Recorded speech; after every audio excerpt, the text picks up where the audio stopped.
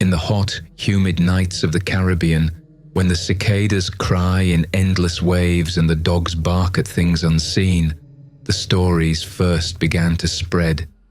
Farmers would wake at dawn and walk to their pens, expecting the usual chorus of clucks, bleats, and restless snorts of livestock. Instead, they would find silence, a silence so heavy it pressed against the ears. The animals lay still, their bodies untouched by teeth or claws, but drained, punctured by small wounds that seemed far too precise to be the work of any ordinary predator. Blood was gone, life had fled, but the corpses bore no marks of the messy violence of a dog attack or the wild tearing of a cat. It was something else, something new. The name for this thing would come later. At first, it was just fear. The whispers spread from farm to farm, moving faster than the heat of the sun. A neighbor would tell another of the strange death of goats. Another would add the tale of chickens, of rabbits, of pigs, all found in the same way, lifeless yet strangely whole, as if something had stolen only the essence that sustained them. Rural communities, long accustomed to hardship, knew the signs of common predators. They had dealt with feral dogs, with hungry mongooses, with rats, with snakes, but none of these matched the pattern that now emerged. There was something surgical in the deaths. The puncture marks were often on the neck, 2 or 3 neat holes, and always there was the suspicion, whispered at night when no one dared say it too loudly, that the killer was not an animal at all, but something out of place, something from beyond. In Puerto Rico, where these events would soon become infamous, the landscape itself seemed to encourage superstition. The forests were thick with shadows, the old Spanish towns heavy with history, the night sky filled with restless winds and the sudden bursts of storms. The people carried with them a long tradition of belief in spirits, in brujeria, in forces that walked beside the living but did not belong to their world. So, when the first animals died in that strange way, it was not simply a matter of crime or misfortune. It was a signal that something uncanny had entered their lives.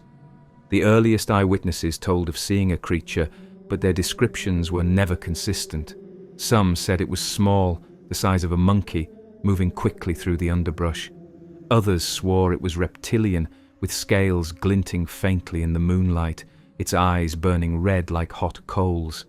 A few insisted it had spines running down its back like the ridges of a prehistoric beast, and yet others saw nothing at all, only the aftermath of its visits. The uncertainty only made the stories grow stronger. In the absence of proof, the imagination filled the gaps. When the first newspapers began to report on the killings, they treated it as a curiosity, a rural oddity, perhaps a prank, perhaps hysteria. But the bodies were real.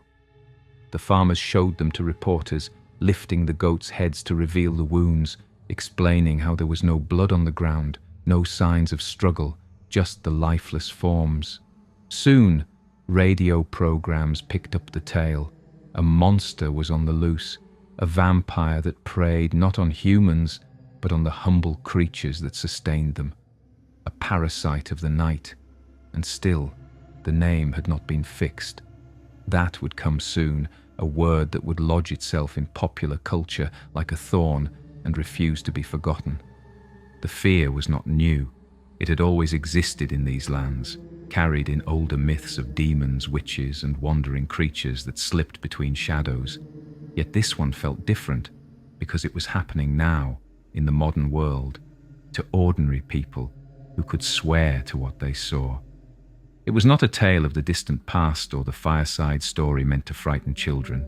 It was here, leaving carcasses behind as proof, unsettling entire communities and spreading unease far beyond the villages. The timing was not accidental. The 1990s in Puerto Rico were years of uncertainty, marked by economic hardship, political conflict, and a lingering unease over the presence of military bases and outside control. When fear grips a society, it often takes shape in monsters, and so this fear grew legs, claws, and fangs. The figure began to coalesce in the public imagination, part reptile, part vampire, part alien. It was a creature that embodied all the anxieties of the time: foreign, invasive, predatory, unstoppable. As night fell, the rumors grew bolder. People claimed to see glowing eyes outside their windows. Dogs barked furiously at empty yards. Parents warned children not to stray too far from home after dark. Hunters set traps and left out bait, but nothing was ever caught. The killings continued. The shadow in the night remained nameless, but its presence was undeniable. Soon, one man would give it the word that made it real. A comedian in San Juan, repeating the rural tales on air, used a phrase that instantly stuck: chupacabra, goatsucker. It was both mocking and terrifying, simple enough to be repeated by every child in a playground and ominous enough to be whispered with fear by farmers locking their barns. The name carried the power of myth. It transformed scattered reports into a single entity, a monster with identity. And once a monster has a name, it can no longer be ignored. The first real explosion of reports came in the town of Canovanas in 1995. Dozens of animals were found dead over the course of weeks. Chickens, goats, cats, and dogs, all drained in the same uncanny way. Residents claimed to see a creature darting across roads, climbing fences, leaping into trees. The mayor himself organized a hunt, armed with rifles, joined by volunteers and journalists eager to witness the drama. They scoured the countryside, searching with flashlights and dogs, but the night gave up nothing. Whatever it was, it remained elusive, mocking the efforts to capture it. The only things left behind were the dead animals and the growing terror. The legend began to spread beyond Puerto Rico. News agencies picked up the story, framing it as a bizarre local phenomenon, half believed, half dismissed. Yet the killings continued, and soon reports of similar events began to surface across Latin America. Mexico, Chile, Brazil, wherever livestock deaths appeared unexplained, the shadow of the same beast was invoked. It did not matter if the details differed, if the wounds were slightly different, or the sightings inconsistent. The name had taken root, and it traveled faster than the facts. By the time the decade turned, the chupacabra was no longer just a Puerto Rican mystery. It had become a continental one, a monster of the Americas, adaptable and unbound, moving with ease across borders and languages. Farmers in Texas would one day claim to see it stalking their fields. Ranchers in Chile would swear to its presence in the high deserts. In every place, the story changed slightly, molded to the fears and landscapes of its new home. But always, the same core remained. The silent killer of animals, the drinker of blood, the night predator that was not a wolf, not a coyote, not a dog, but something stranger. And so, the shadow grew.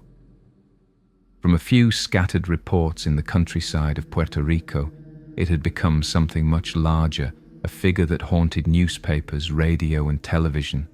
It entered jokes, urban legends, even political rhetoric. It was laughed at and feared in equal measure. It was a monster of the modern age, born not of medieval forests, but of satellites and television broadcasts. The chupacabra had entered the world stage, and no amount of skepticism would make it leave. But to understand what it truly is, we must go back to that first eruption of panic, to the bloody nights in Puerto Rico, when the animals began to die, and the fear first took shape. We must walk again into those silent barns, see the puncture wounds, feel the unease of a community caught between science and superstition. Because in those first whispers of the beast, the seeds of the legend were planted, and they would soon grow into something far beyond what anyone in those rural towns could have imagined.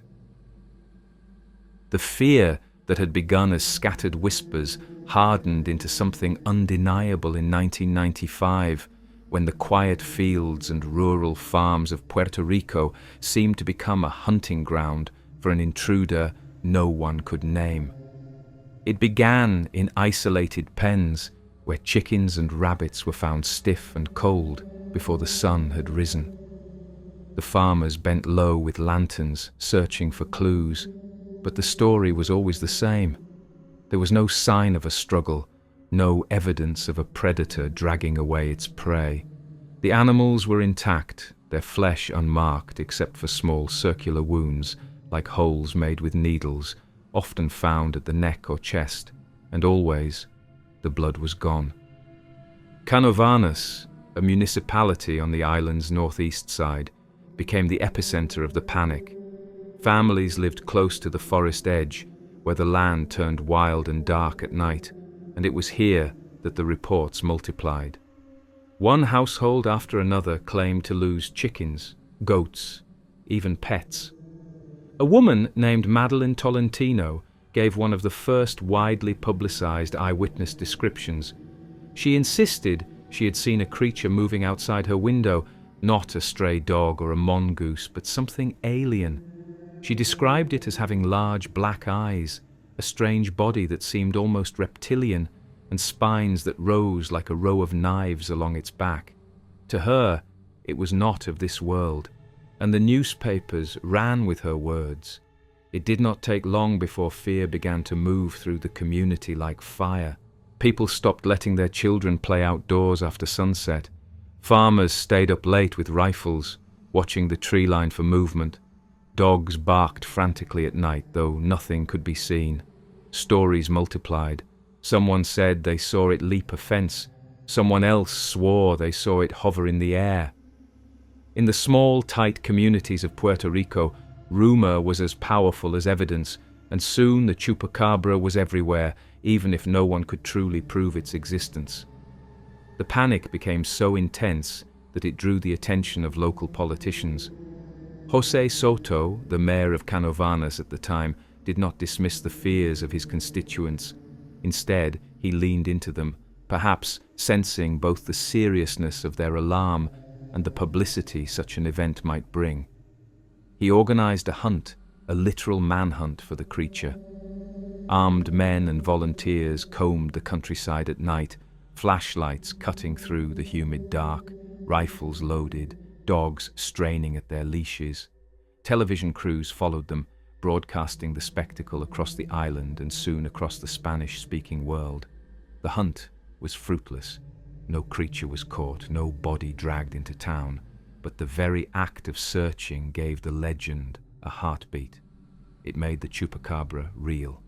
At the same time, reports of strange phenomena began to intersect with the killings. Bright lights in the sky were noted by some residents, fueling theories that this was not a natural predator at all, but an extraterrestrial visitor. In the mid-1990s, alien abduction stories and UFO sightings were already popular, and now they merged seamlessly with the fear of the chupacabra. For many, the idea that it was a being from another planet explained everything.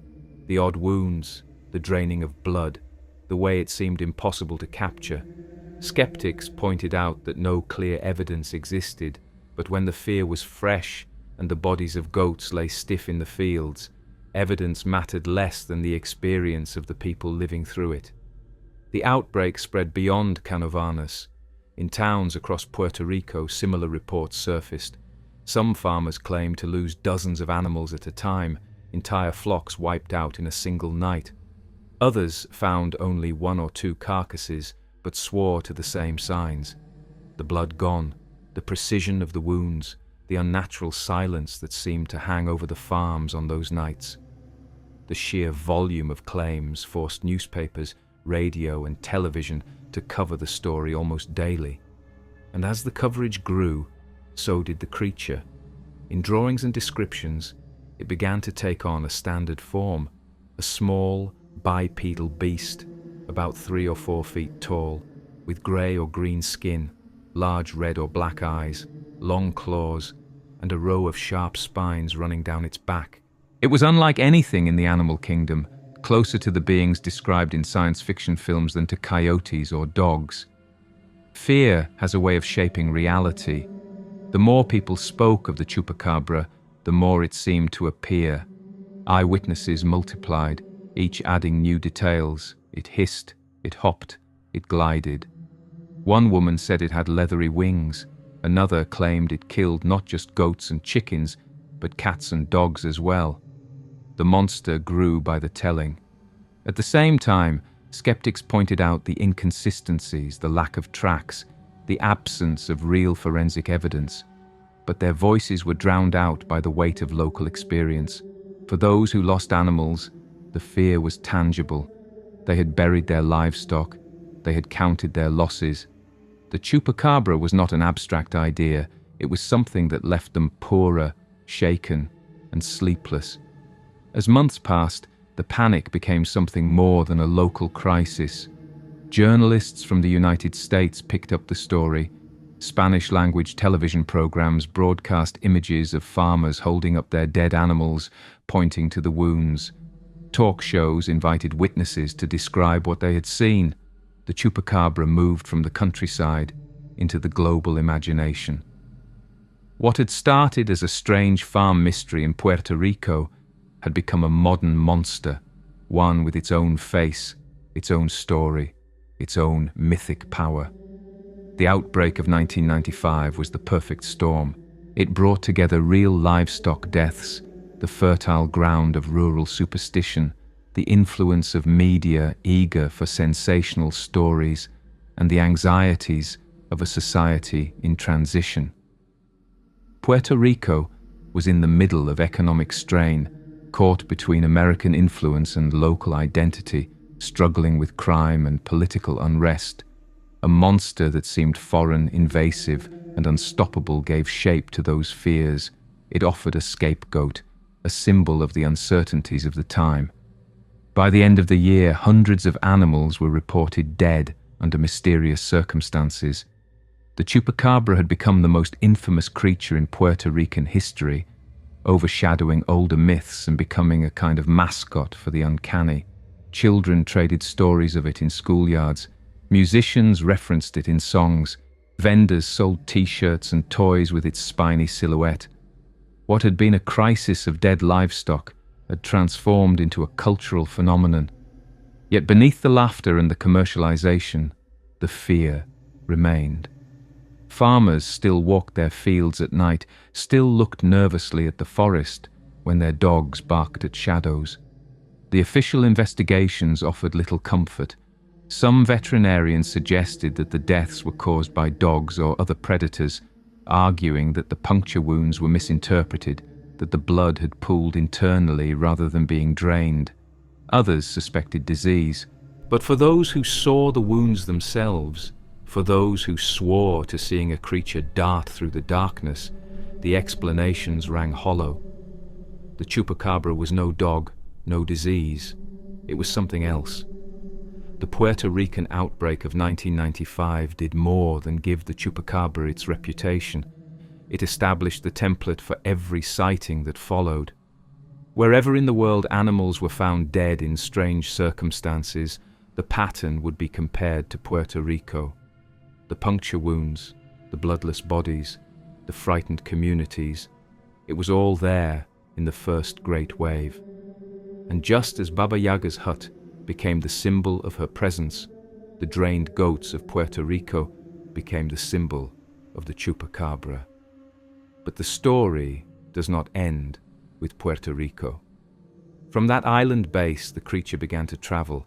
Soon reports would emerge from Mexico, from Chile, from Brazil, from the deserts of Texas. The monster had left its birthplace and entered the wider world. And as it moved, it changed. The killings had been terrifying enough, but it was the word that truly transformed them into legend. Before the mid-1990s, there were strange deaths of animals, whispers of odd lights in the sky, rumors of bizarre predators. But without a name, the fear remained scattered, unformed, a collection of mysteries without a single shape to embody them. Once the word appeared, everything changed. A name gives order to chaos. It creates an identity where there was only confusion. And for Puerto Rico in 1995, that identity came in the form of a crude, almost mocking phrase that would take on a power its speaker never could have imagined. Chupacabra. Literally translated, it means goat sucker. Crude, even comic, it originated not in a laboratory or an official report, but in popular banter, spoken by a comedian, riffing on the stories of drained goats and chickens. The phrase stuck because it was simple, vivid, and grotesque. It summed up the fear in two short syllables: the sucking of blood, the violation of a humble farm animal by some unseen predator. It sounded rural, folkloric, as if it had existed forever, and in its bluntness, it carried weight. The chupacabra was born not in the dark forest or on the bloody soil of the farm, but in the human mind through language. Once the name entered circulation, the creature solidified. It was no longer a vague menace or a nameless terror. It had a banner under which every sighting, every rumor, every story could gather. People could point to it, joke about it, fear it, debate it. The word spread through conversation, through radio, through headlines. Soon, it was in every mouth, repeated with a mixture of laughter and dread. When children whispered about it in the schoolyard, when neighbors exchanged rumors over fences, when radio hosts teased callers about their fears, the name traveled.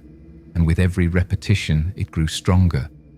Names have always been central to folklore. They are the anchors that tether a story to reality. Without a name, a monster is just a shadow. With a name, it becomes a figure that can live in memory, in song, in warning.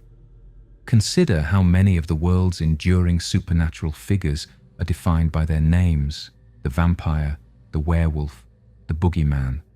Each word is short, evocative, easy to pass from one tongue to the next. The chupacabra joined their ranks instantly, and in joining them, it gained their immortality.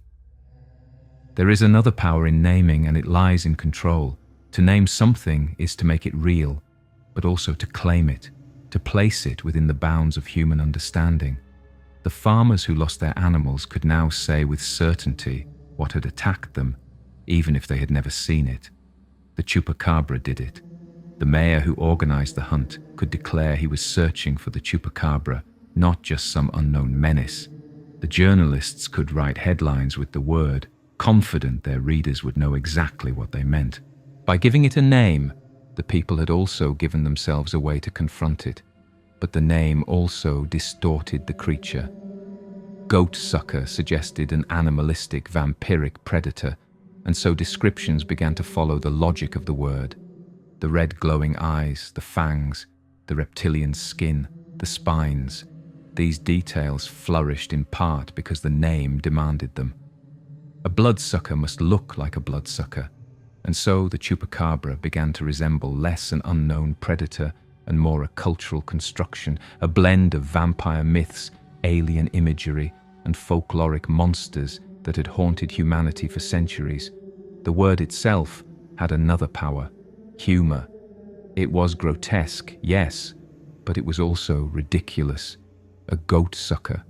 The very crudeness of it made people laugh nervously, the same way people joke about death to soften its terror. The laughter gave it wings. If it had been given a scientific name, if it had been labeled something clinical like unidentified predator, it might never have caught on. But because it was funny, because it was crude, it spread like wildfire. People who might not have cared about rural livestock deaths now repeated the word just for the strangeness of it, and in repeating it, they gave it life. Soon, the chupacabra was more than just a killer of goats. The name began to detach from its literal meaning. It became a symbol for anything mysterious, anything parasitic, anything strange. Politicians used it metaphorically to describe corrupt officials or outside powers draining the island's resources. Cartoonists drew it as a caricature, a spiny gremlin gnawing at Puerto Rico's finances or politics. Musicians slipped the word into lyrics, vendors printed it on t-shirts. The goatsucker had transcended goats. It had become a cultural shorthand for violation, for fear, for the uncanny. This transformation is what ensured its survival. Other local monsters had names, but they never spread beyond their regions. The chupacabra, by virtue of its wordplay, was perfect for export. The Spanish-speaking world embraced it instantly, but so too did English speakers, who found the word strange yet easy to pronounce. Its foreignness gave it an exotic appeal, while its literal meaning was simple enough to be understood by anyone with a dictionary. It was both local and universal, rooted in Puerto Rican soil, but ready to leap borders. As the legend traveled to Mexico, to Chile, to the deserts of Texas, the name remained constant even as the descriptions of the creature shifted. Some said it had scales, others that it was a mangy dog. Some saw glowing eyes, others leathery wings, but all of them called it chupacabra. The name bound together 1,000 contradictions, giving coherence to what otherwise would have been scattered reports of animal deaths.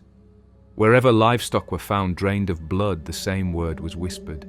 It was the unifying force that turned coincidence into legend. The power of the name can also be seen in how it shaped memory.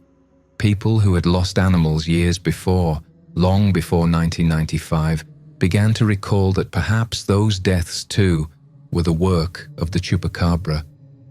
The word reached backward in time, pulling old mysteries into its orbit. Suddenly the goatsucker had always been there, lurking in the shadows of memory, waiting for the right moment to be recognized. This retroactive power is one of the most important functions of myth. A new story not only explains the present, but rewrites the past. The humor of the name never disappeared, but it became secondary to its mythic resonance. In time, children would grow up never knowing that it had been coined as a joke. To them, it was simply the word for the monster, a serious, terrifying figure whose name carried all the weight of blood and fear. And when the creature entered popular culture outside of Puerto Rico, the humor was lost entirely. For English speakers, chupacabra had no comic undertones. It sounded exotic, mysterious, sinister. The goatsucker had become a brand, a name as marketable as it was frightening. What began as a local phrase had become a symbol recognized worldwide. Its power lay not in scientific evidence, not in photographs or captured bodies, but in the human tendency to believe in names. Once the word existed, the creature could not be erased. To this day, any report of dead livestock with odd wounds immediately raises the question, was it the chupacabra? The name is the evidence. It requires no further proof. And so, with a single word, the shadow of Puerto Rico's strange animal deaths grew into something far larger than itself. A name had turned rumor into reality, had taken scattered events and bound them into a single story. The chupacabra was no longer just a killer of goats. It was a global monster, one whose identity was secured not by evidence, but by the simple, unforgettable power of its name. But words alone are never enough to sustain a legend. The name gave the creature life, but it was the older myths of blood-sucking beings, carried across centuries and continents, that gave it roots. To understand why the chupacabra took hold so quickly, we must look not just at Puerto Rico in the 1990s, but at the deep history of creatures that feed on blood, the vampires and demons that have haunted human imagination since the beginning of time.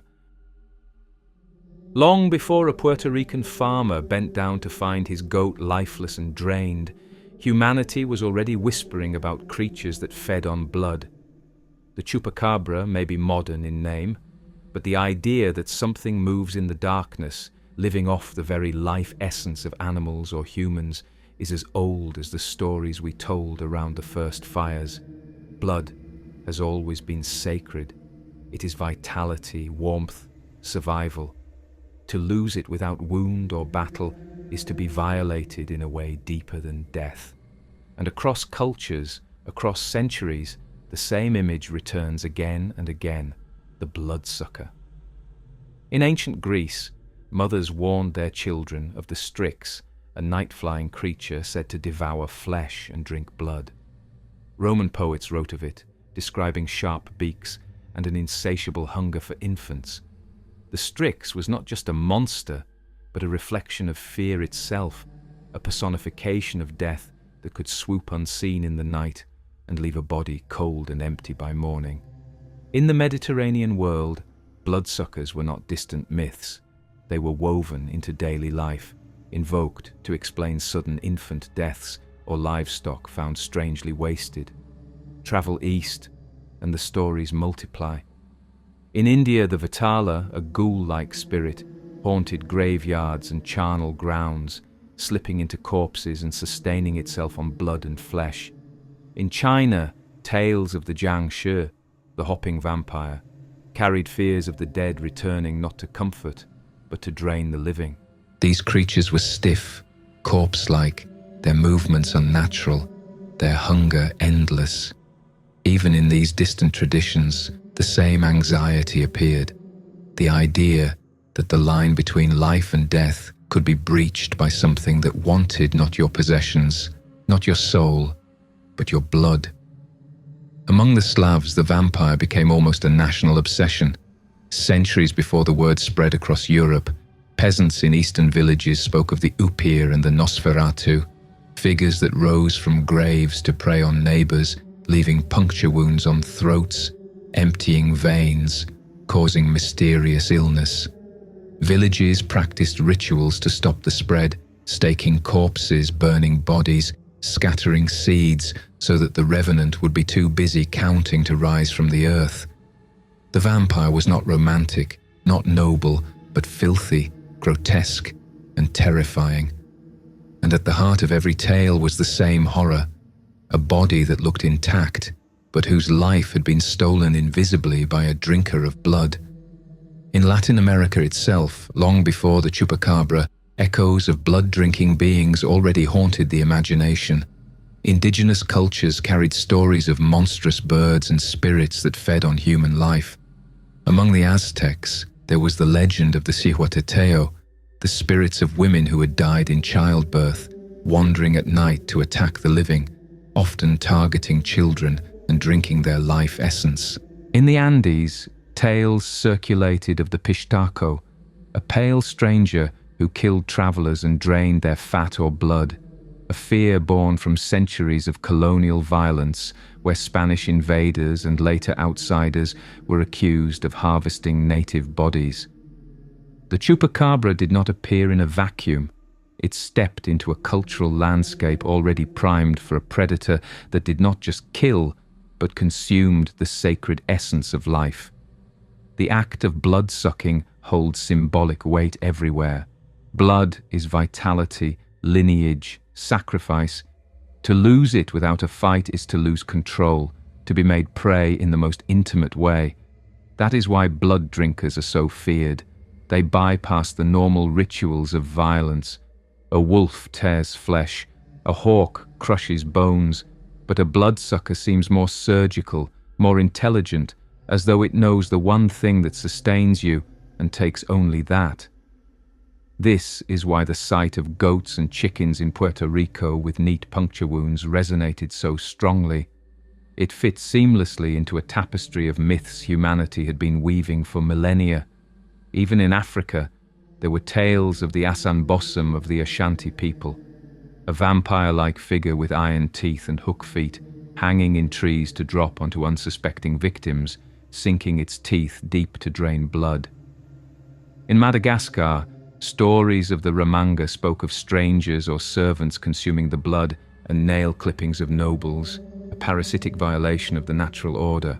Again and again, across oceans, across languages, the same idea. Somewhere out there is something that does not need to kill you, to destroy you. It just needs to drink. The arrival of European colonists spread and standardized these tales, especially the vampire of Eastern Europe, which grew into a cultural export that crossed borders. By the 18th century, vampire panics erupted in villages, with official records describing corpses exhumed and staked. The Enlightenment, with all its rationalism, could not extinguish the ancient fear, because blood is not just biology, it is identity, and when something takes it, it feels like theft of the soul itself. So, when the chupacabra emerged in Puerto Rico, it immediately tapped into this global reservoir of fear. It did not matter that it targeted animals rather than humans. To a rural farmer, a goat's blood is sustenance, wealth, survival. To see it drained and wasted by an unseen hand is to experience the same primal violation that peasants once felt when a child died in the night with unexplained wounds. The form of the monster may have been new, spiny, reptilian, alien, but the function was ancient. The chupacabra was the newest mask worn by a timeless archetype, the parasite of blood. There is also the matter of how these myths evolved to reflect their times. In earlier centuries, bloodsuckers were often dead relatives, people who refused to rest. They reflected the fear of death itself, the closeness of the grave in pre-modern life. In colonial settings, they took the form of outsiders, strangers, invaders who drained local people of their strength. In the modern era, under the shadow of UFO sightings and science fiction, the chupacabra took the shape of an alien predator, something otherworldly. The core fear remained the same, the theft of blood, but the costume changed to match the anxieties of each culture. What is striking is how universal this figure is. Few other archetypes appear with such consistency across the globe. There are many kinds of monsters, tricksters, giants, shapeshifters, but the bloodsucker is everywhere. It seems to arise naturally in any society, perhaps because the experience of sudden unexplained death is universal, and the sight of bloodless bodies, whether human or animal, demands an explanation. The human mind answers with a story. Something must have taken it. Something must be drinking us dry. The chupacabra, then, is not an isolated invention of Puerto Rico in the 1990s. It is the inheritor of a lineage stretching back thousands of years, the latest descendant of the Strix, the Jiangshi, the vampire, the Pishtaco. It is a new mask for an old nightmare, and this is part of why it spread so quickly across borders. Wherever the word traveled, it found an audience already familiar with bloodsuckers. Farmers in Mexico knew the stories of the Nahual, shapeshifters who drank blood. Villagers in Chile knew of the brujos, witches who fed on life. Texans on the border had grown up with tales of La Llorona, the weeping woman who haunted rivers and threatened children. In each place, the chupacabra fit like a missing puzzle piece, sliding into the local folklore with ease. But unlike the vampires of Europe, who stalked noble families in crumbling castles, or the witches of the Andes, who targeted lone travelers, the chupacabra was modern, rural, and communal. It did not haunt castles or city streets. It haunted pens and barns, the humble enclosures of goats and chickens. It was a monster of the working poor, a predator that struck at the backbone of survival. That made it immediately relevant, immediately frightening, and immediately believable. Bloodsuckers in folklore always carry another layer beyond the literal. They are metaphors for exploitation, for parasitism, for the way life can be stolen silently. When peasants spoke of vampires, they were also speaking of landlords draining them through taxes. When the Ashanti warned of the Asanbosam, they were warning of strangers who came to feed on their communities. And when Puerto Rican farmers whispered about the chupacabra, they were speaking not only of goats, but of the feeling that something larger, more powerful, was feeding on them too. Economic forces, political outsiders, unseen predators draining their strength. The chupacabra became a new bloodsucker for a new age. But to see how it came to embody those fears in flesh and form, we must turn to the descriptions of those who claim to see it, to the glowing eyes in the dark, to the rows of spines on its back, to the shifting, elusive body that seemed to defy categories. Because it is one thing to speak of goats drained in the night, it is another to swear that you have looked into the burning red eyes of the killer itself. When the bodies of goats and chickens were found drained and silent, the fear was one thing. But when people began to claim that they had actually seen the thing responsible, the story transformed.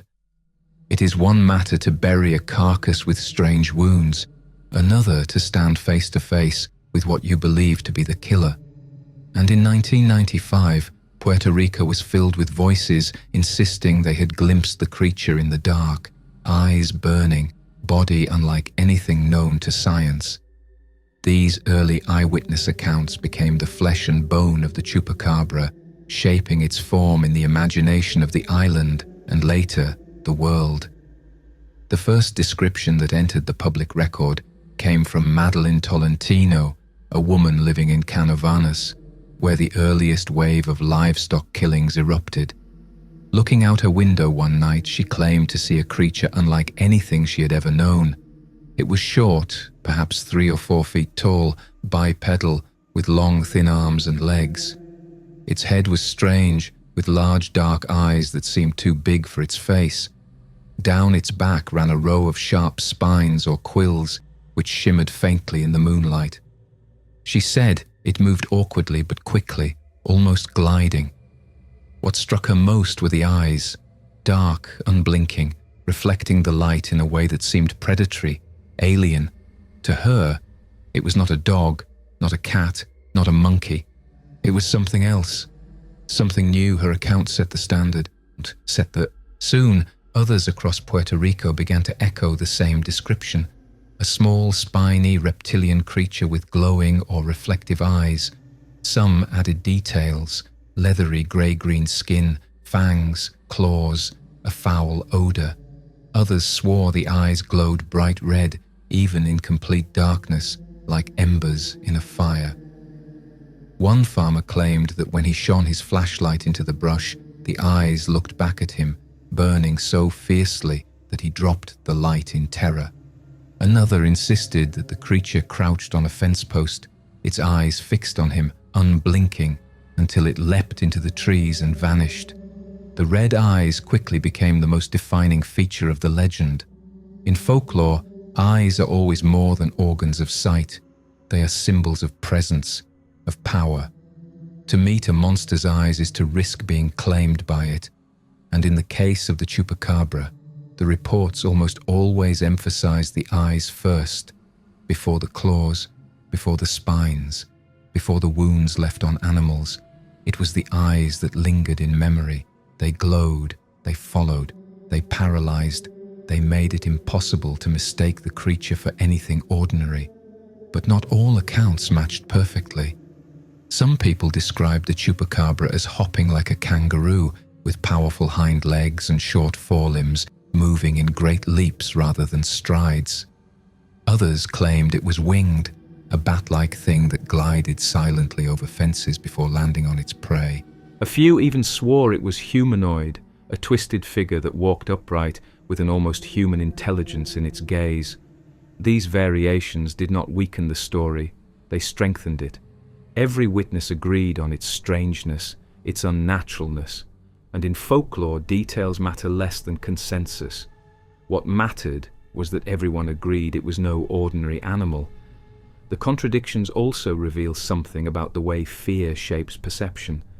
In the half-light of night, in the shock of finding animals dead, in the panic of expectation, people see what they are primed to see. To some, it was reptilian, because they had grown up with stories of lizards and iguanas haunting the tropics.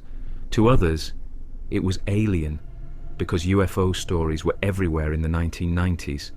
To still others, it was vampiric, because the word chupacabra itself demanded fangs and hunger. Each person layered their own fears onto the shape glimpsed in the dark. Still, patterns emerged. Again and again the red or glowing eyes returned. Again and again the spines along the back, the small stature, the quick, darting movement. These elements became canonical, Drawings circulated in newspapers and magazines based on witness reports. The sketches showed a hunched, spiky creature, wide-eyed, part lizard, part gargoyle. The more people saw the drawings, the more their own memories aligned with them. Soon, even those who had never seen the chupacabra swore they knew exactly what it looked like. This is how monsters are born, not from a single vision, but from the weaving together of dozens, hundreds of fragments. One person swears to the eyes, another to the spines, another to the hops. Together, they create a composite, a figure greater than the sum of its parts. The chupacabra that people speak of today, spiny, reptilian, red-eyed, is less the product of a single sighting than of a collective imagination, a shared construction of fear shaped by repetition. There were skeptics even then. Some pointed out that in the dark, the reflective eyes of dogs, cats, or raccoons often appear red or orange when caught by flashlights. Others noted that fear distorts memory, that a feral dog seen briefly through brush might become something monstrous when described the next day. But for those who swore to their encounters, skepticism was an insult. They knew what they saw. They had no reason to lie. They were not just telling stories. They were testifying. The power of these early descriptions cannot be overstated. They gave the chupacabra its face. Without them, it might have remained only a rumor, a word for dead goats. With them, it became a monster with a body, an image that could be drawn, printed, imagined. People who had never lost a goat, who had never seen a drained chicken, could still fear the chupacabra because they could picture it. They could imagine those red eyes staring at them from the tree line, the spines bristling, the claws flexing. It is telling that the chupacabra's image so closely matched the aesthetics of 1990s popular culture. Movies and television of the time were filled with grey-skinned aliens, spiny monsters, glowing eyes. Witnesses described what they believed they saw, but what they believed they saw was shaped by the imagery surrounding them. The chupacabra was born in Puerto Rico, but its body was assembled from fragments of science fiction, horror, and folklore already circulating globally. The red eyes came from tradition, but the spines came from comic books. The hopping gait came from cryptid lore about kangaroos in far-off lands. The leathery wings came from centuries of vampire myths. It was a patchwork beast, and yet it felt real. Once the image was fixed, sightings multiplied. A farmer would lose goats and then recall that he had glimpsed something red-eyed in the brush the night before. A driver on a lonely road would see eyes gleaming in the headlights and insist it was the chupacabra. Children claimed to see it at the edges of schoolyards. Hunters said it watched them from trees. Most of these encounters offered no proof beyond memory, but proof was never the point. The point was belief, and belief thrives on images. The early eyewitnesses gave the chupacabra the most important gift a monster can receive: visibility. Even if no body was ever captured, even if no clear photograph was ever produced, the mind's eye was enough. And so, while scientists dissected carcasses and skeptics searched for rational explanations, the image of the red-eyed predator continued to grow, unstoppable, undeniable, because once you know what a monster looks like, you can see it everywhere. But monsters are not only seen, they leave signs. And for the chupacabra, the most chilling signs were not just the glowing eyes at night, but the marks left on its victims. The small, neat wounds, the absence of blood, the silence of a barnyard that should have been full of sound. To understand why the chupacabra endured, we must look not only at the descriptions of those who claim to see it alive, but at the forensic puzzle of the animals it left behind. If the glowing eyes and spiny back gave the chupacabra its face, it was the bodies it left behind that gave it its terrible reputation. Farmers across Puerto Rico in the mid-1990s did not need drawings or interviews to convince them. They had proof lying in the dirt of their pens, stiff and drained, as undeniable as death itself. The creature might vanish into the night before anyone could catch it, but the carcasses it left behind were impossible to ignore. The pattern repeated itself with uncanny regularity. A farmer would go out in the morning to feed his goats or collect eggs, and instead of the usual sounds of animals stirring, he would find silence. Chickens lay collapsed on the ground, their feathers oddly neat, their bodies unmarked except for small punctures. Goats slumped in corners, eyes glassy, skin intact, but blood gone. Dogs and cats, sometimes pets kept to guard the farms, were discovered the same way, their bodies strangely preserved, no blood pooling beneath them, no signs of violent struggle. The pens were intact, fences unbroken, no signs of intrusion. Whatever had struck had done so without force, without noise, almost surgically. Veterinarians who examined the carcasses noted the same features again and again. 1 or 2 puncture wounds, sometimes 3, often clustered around the neck or chest. In some cases, the wounds were so clean that they looked like needle marks, and always the absence of blood. To the farmers who lived with the reality of stray dogs, mongoose raids, and hawk attacks, this was alien. A dog left chaos behind, torn flesh, scattered feathers, blood everywhere. A hawk left half-eaten carcasses. Rats gnawed crudely, but these bodies were too neat, too clinical. This neatness fed the conviction that something supernatural was at work. A predator could kill, yes, but it could not drain an animal without spilling blood. The sight of a goat lying as though asleep, yet dead, with only 2 puncture wounds to show for it, was more frightening than the gore of an ordinary attack. It suggested intelligence, purpose, a predator that knew exactly how to extract what it wanted. Reports varied on how many animals were lost at once. Some farmers claimed to lose entire flocks in a single night, 20, 30 chickens, all gone without a sound. Others reported 1 or 2 animals, but over successive nights until their pens were empty. Each new discovery added fuel to the panic. It was not just that animals were dying, it was the way they died. The silence, the precision, the absence of tracks, as though the predator hovered in and hovered out, leaving no trace but empty bodies. Skeptics tried to explain it. Many suggested that the culprits were dogs. Feral packs, desperate for food, could kill more animals than they could eat, leaving carcasses behind. The puncture wounds, they argued, were canine teeth. As for the missing blood, it might not have been missing at all.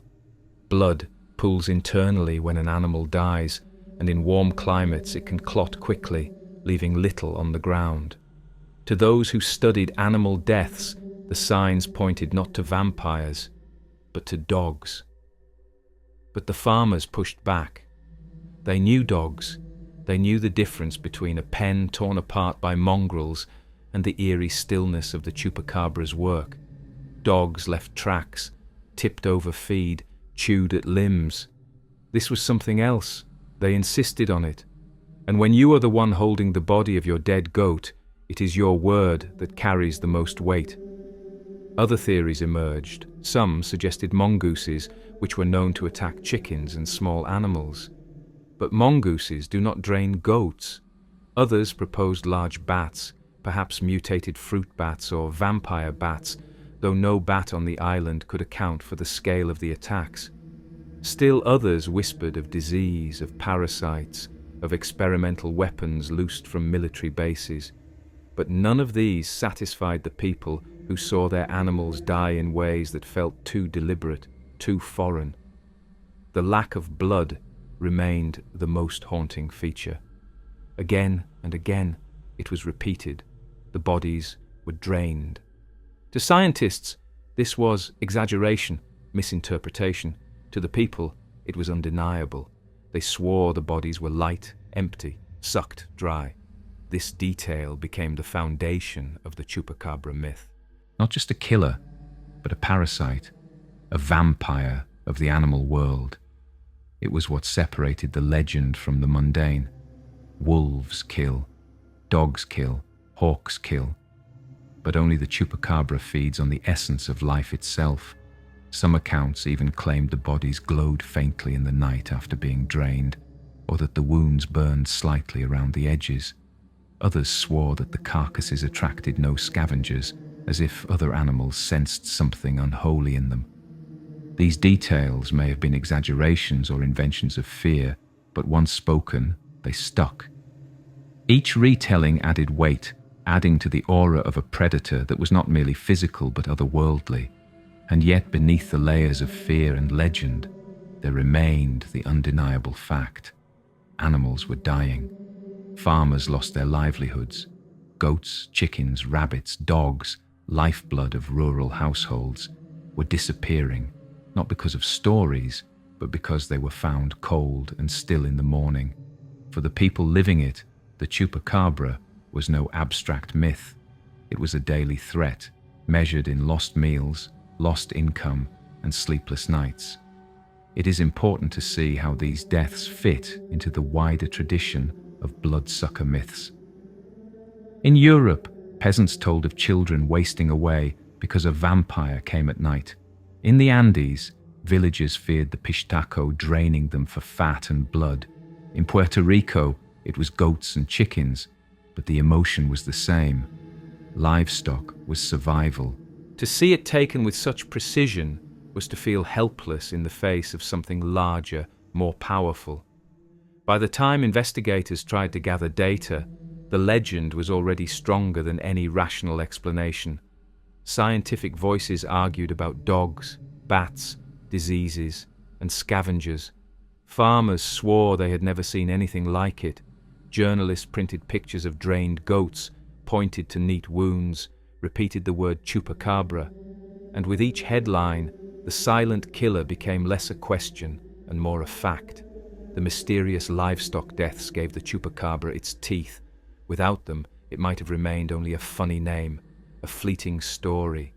With them, it became terror embodied, proof that something was out there, something that killed not out of hunger, but out of nature, something silent, precise, and unstoppable.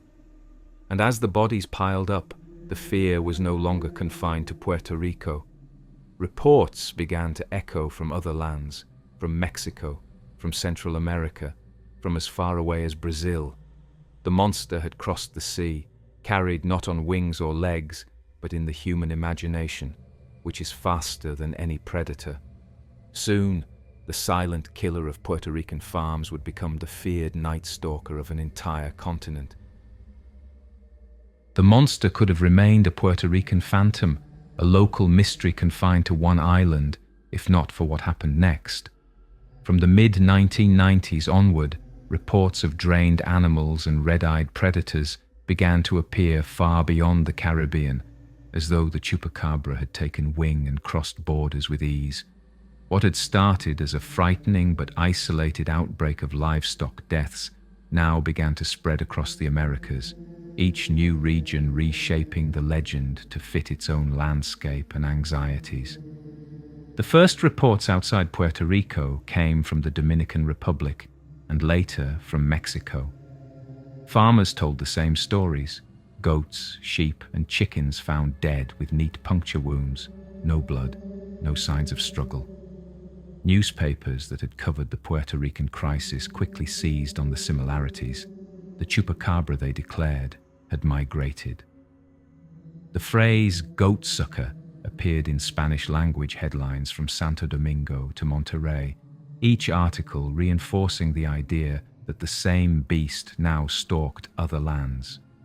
By the late 1990s, the chupacabra had reached Central America. In Honduras, Guatemala, and Nicaragua, families reported livestock deaths eerily like those described on the island. In Costa Rica, one farmer swore he had lost more than 30 chickens in a single night. The bodies were intact, the blood gone. Others described rabbits and turkeys, even dogs, killed in the same way. Local communities, already steeped in their own traditions of witches and blood drinkers, folded the new monster into their worldview without hesitation. To them, it was not a foreign invader, but another face of an old danger, given a new name by the newspapers. In Mexico, the stories took on an especially powerful life. Here, rural communities were familiar with tales of the nagual, shapeshifters who could transform into animals, often to prey on livestock. When goats were found drained in the north of the country, many whispered that perhaps it was not a nagual this time, but the same creature that had terrified Puerto Rico. Reports of sightings multiplied.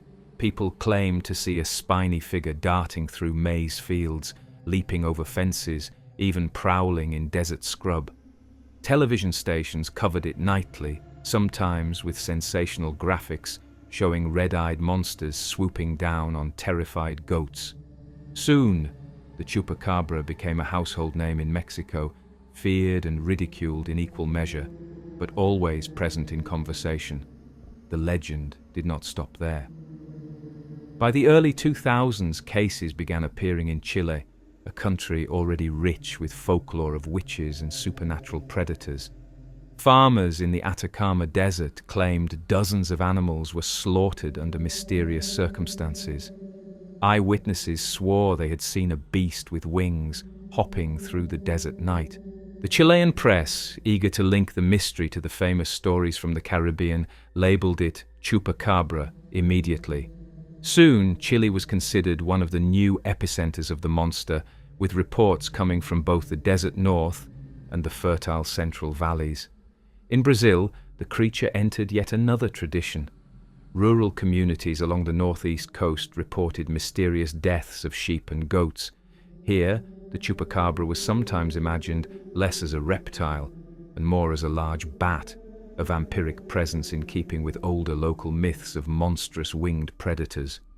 In some cases, witnesses even described it as humanoid, blending the figure with folklore about night demons and witches.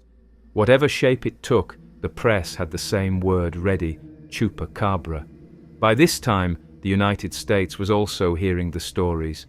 Spanish-language media brought the legend north, and soon Anglo-American outlets picked it up, fascinated by the idea of a modern Latin American monster.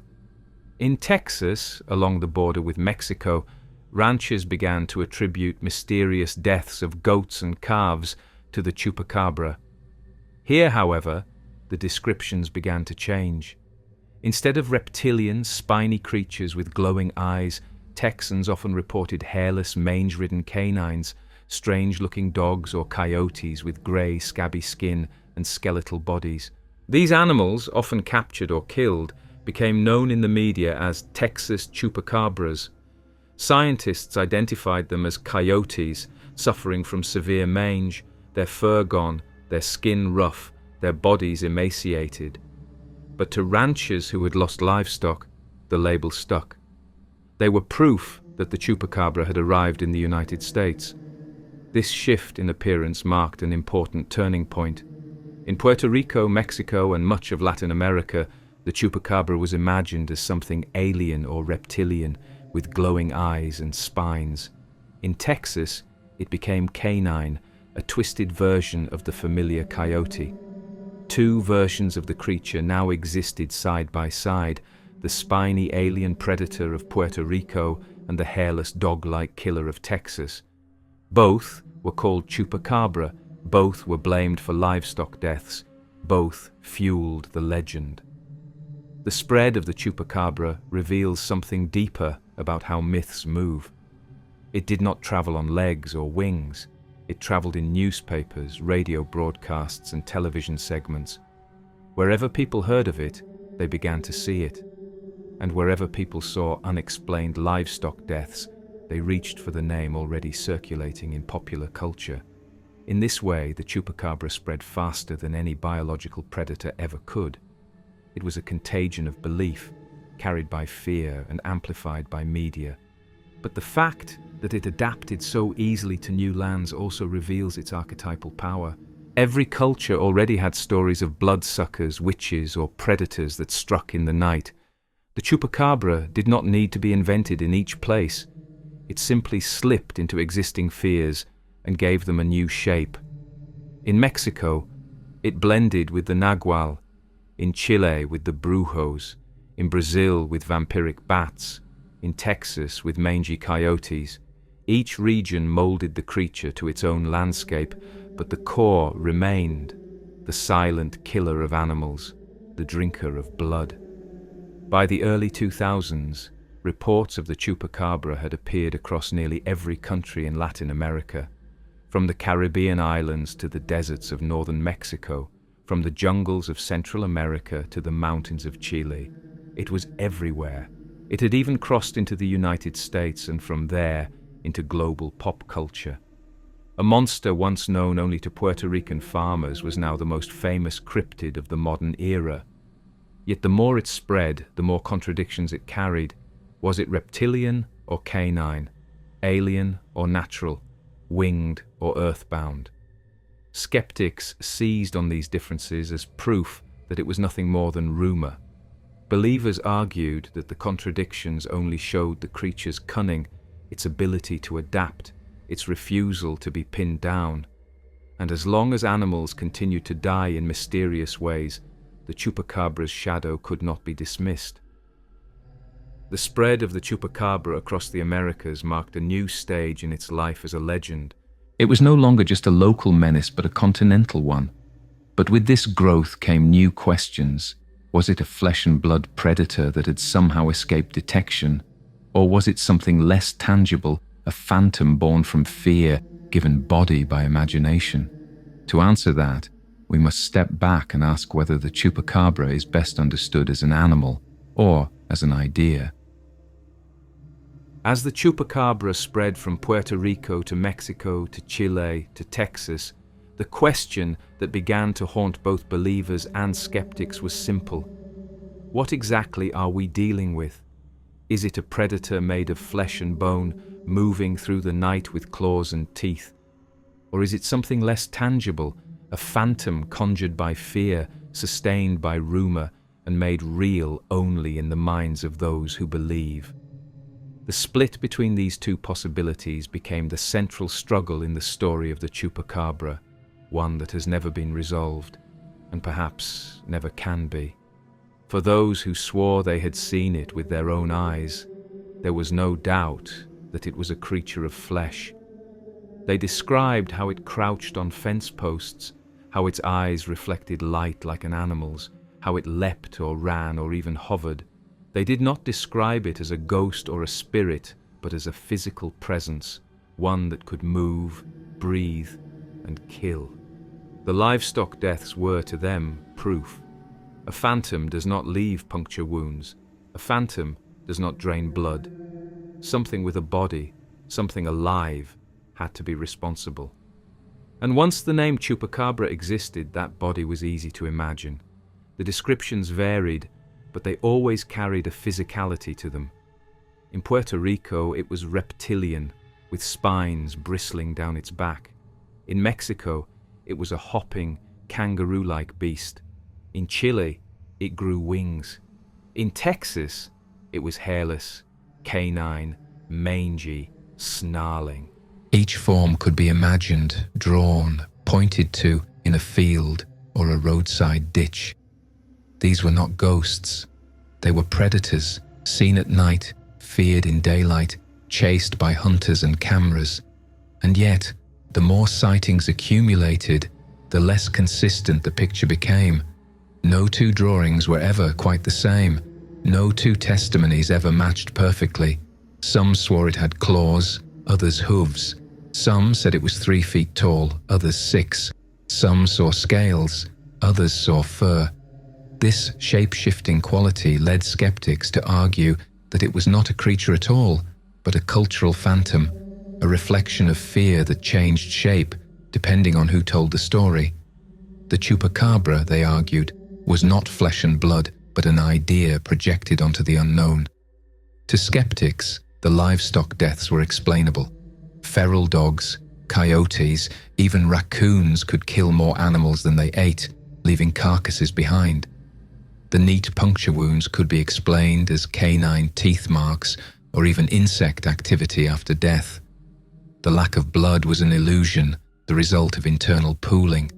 What looked surgical was simply misunderstood biology. The glowing eyes were nothing more than the reflection of light from ordinary animals. And the sightings, the product of panic, of imagination primed by news reports and rumors. But those explanations failed to satisfy the people who lived through the events. For them, the chupacabra was not a phantom. They had buried too many animals, seen too many strange eyes in the dark, heard too many stories from their neighbors.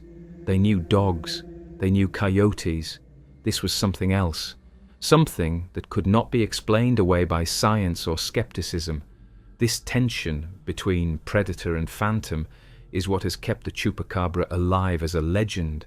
If it were purely flesh and blood, we would demand a body, a specimen, a skull. And though many hairless dogs and coyotes have been captured and labeled chupacabras, none match the original Puerto Rican image of the spiny, red-eyed beast. If it were purely phantom, if no animals had ever actually died, the story would have faded long ago. But animals did die, and they did so in ways that felt different, uncanny, even if science offered explanations. The legend sits in the space between those two poles, never fully one or the other, and that ambiguity is its power. Folklorists point out that monsters often exist in this liminal space. They are not purely physical, nor purely imaginary, but something in between, created at the meeting point of fear and reality. People experience something they cannot fully explain, a sudden death, a strange noise, an odd shadow, and the imagination fills the gap. The chupacabra is the gap filler, the bridge between unexplained events and the need for meaning. In that sense, it is both predator and phantom at once. There is also the matter of timing. In the 1990s, alien abduction stories and UFO sightings were at their peak. People feared strange lights in the sky, foreign presences intruding into their lives. When the chupacabra appeared, it was instantly linked with these anxieties. Some said it was an alien pet released on Earth to hunt.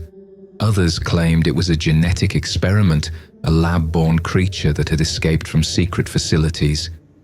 These theories placed the chupacabra firmly in the realm of the physical, but always with an otherworldly twist.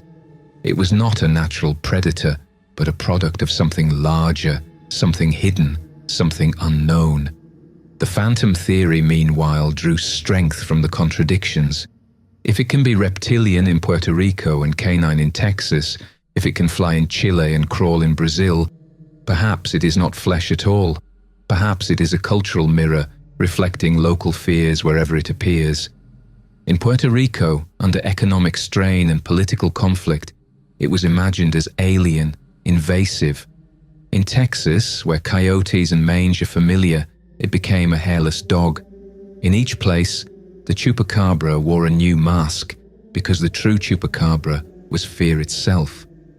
Even scientists who studied the legend admitted that something unusual was happening, though not necessarily in the way people imagined. They pointed out how quickly the idea spread once the name existed, how eyewitnesses described details they had read or seen in the news, how memory itself reshaped experiences to fit the legend. A man who saw a sick coyote at night might, a week later, describe it as spiny and reptilian after reading a newspaper sketch. A farmer who found a goat dead might recall puncture wounds after hearing neighbors speak of them. In this way, the chupacabra became both predator and phantom, a feedback loop between reality and imagination. Yet even with all the rational explanations, the sense of mystery has never disappeared. Part of this is because monsters, once named, do not die. Once a culture has created a figure and given it a word, it lingers, regardless of evidence. The chupacabra lives not only in goat pens and deserts, but in memory, in media, in conversation. Each new livestock death somewhere in the world can be tied back to it. Each new strange carcass, each new glowing pair of eyes in the brush, reactivates the legend. To call it a predator of flesh is to demand proof. To call it a phantom of fear is to deny the lived experiences of those who swear to have seen it. The truth lies in between. The The chupacabra is the embodiment of fear projected onto real events.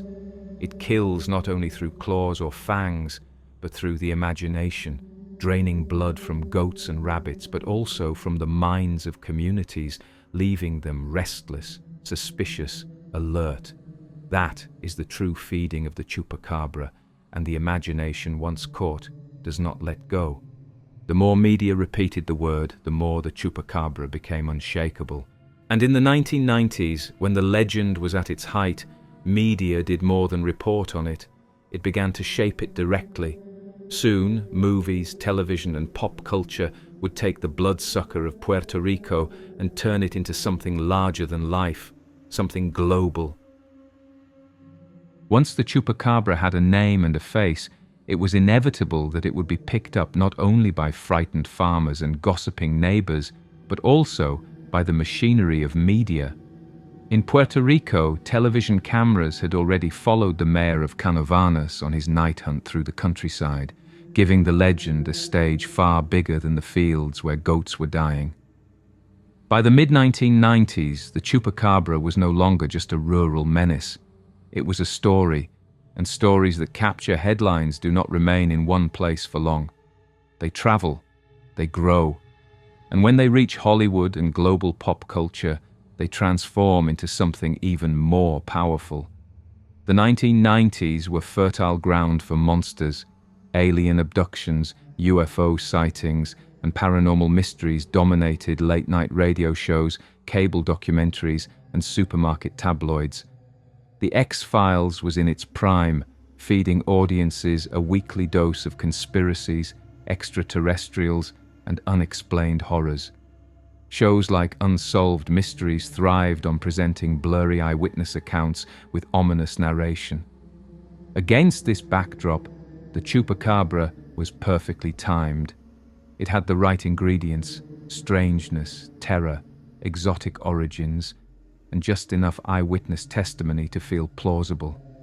American tabloids seized on it quickly. Images of spiny reptilian creatures with glowing eyes appeared in sensational sketches, alongside lurid headlines about animals drained of blood. The story of the Puerto Rican goatsucker was repackaged for readers who had never heard of Canovanas, never set foot in the Caribbean, but who loved a good monster tale. For them, the chupacabra was not a local fear, but the next Bigfoot, the next Loch Ness monster, the next alien grey. It became part of the expanding catalogue of modern cryptids, a name you could drop alongside Sasquatch and Mothman without explanation. But it was Hollywood and popular media that gave the chupacabra its widest audience. Independent films and made-for-TV specials began to feature the creature, often exaggerating its appearance.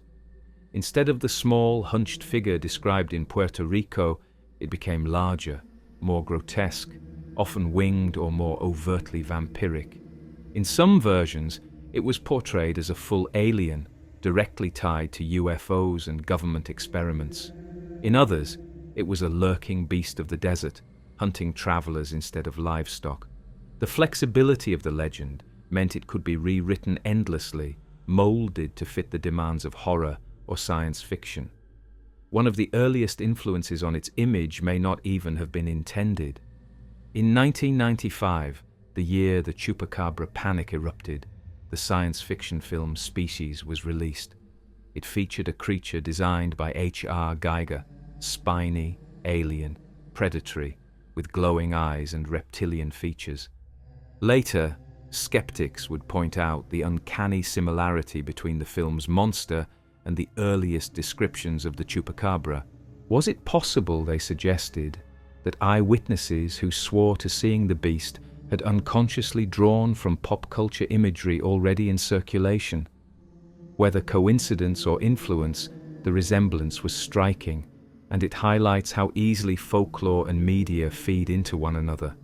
As the 2000s rolled on, the chupacabra appeared in television shows, cartoons, and even comedy sketches.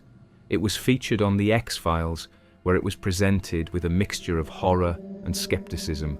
It showed up in Scooby-Doo and even in episodes of children's programming, stripped of its terror, and turned into a mischievous or silly character.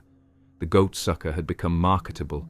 Its name was strange and exotic, its image instantly recognizable. By the time it entered mainstream English-speaking media, it no longer belonged to Puerto Rican farmers alone. It belonged to the world. With every new appearance, the creature changed slightly. Sometimes it was a reptilian alien, sometimes a demonic gargoyle, sometimes a diseased coyote. Hollywood did not care about consistency. It cared about drama. And so, the Chupacabra became a shapeshifter in the cultural imagination, able to play any role required: horror villain, cryptid mystery, comic relief. This flexibility only strengthened its hold, because no matter how it was shown, the name kept circulating.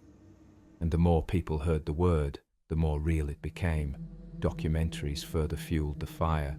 Cable channels specializing in paranormal content aired hour-long specials on the Chupacabra, often filmed with ominous music, reenactments, and grainy footage of shadows in the night. Witnesses described their encounters on camera, while scientists offered skeptical explanations. But the very format of these shows, with their eerie tone and lingering shots of dead animals, made the Chupacabra seem more real than any scientific dismissal could erase. For a generation of viewers, these specials were their first introduction to the legend, and once introduced, it lingered. The internet amplified it even further. By the early 2000s, Chupacabra sightings and stories circulated on forums, in chain emails, on websites dedicated to cryptids. People shared photos of strange hairless animals, often roadkill, labeling them Chupacabra, whether or not they resembled the spiny Puerto Rican version.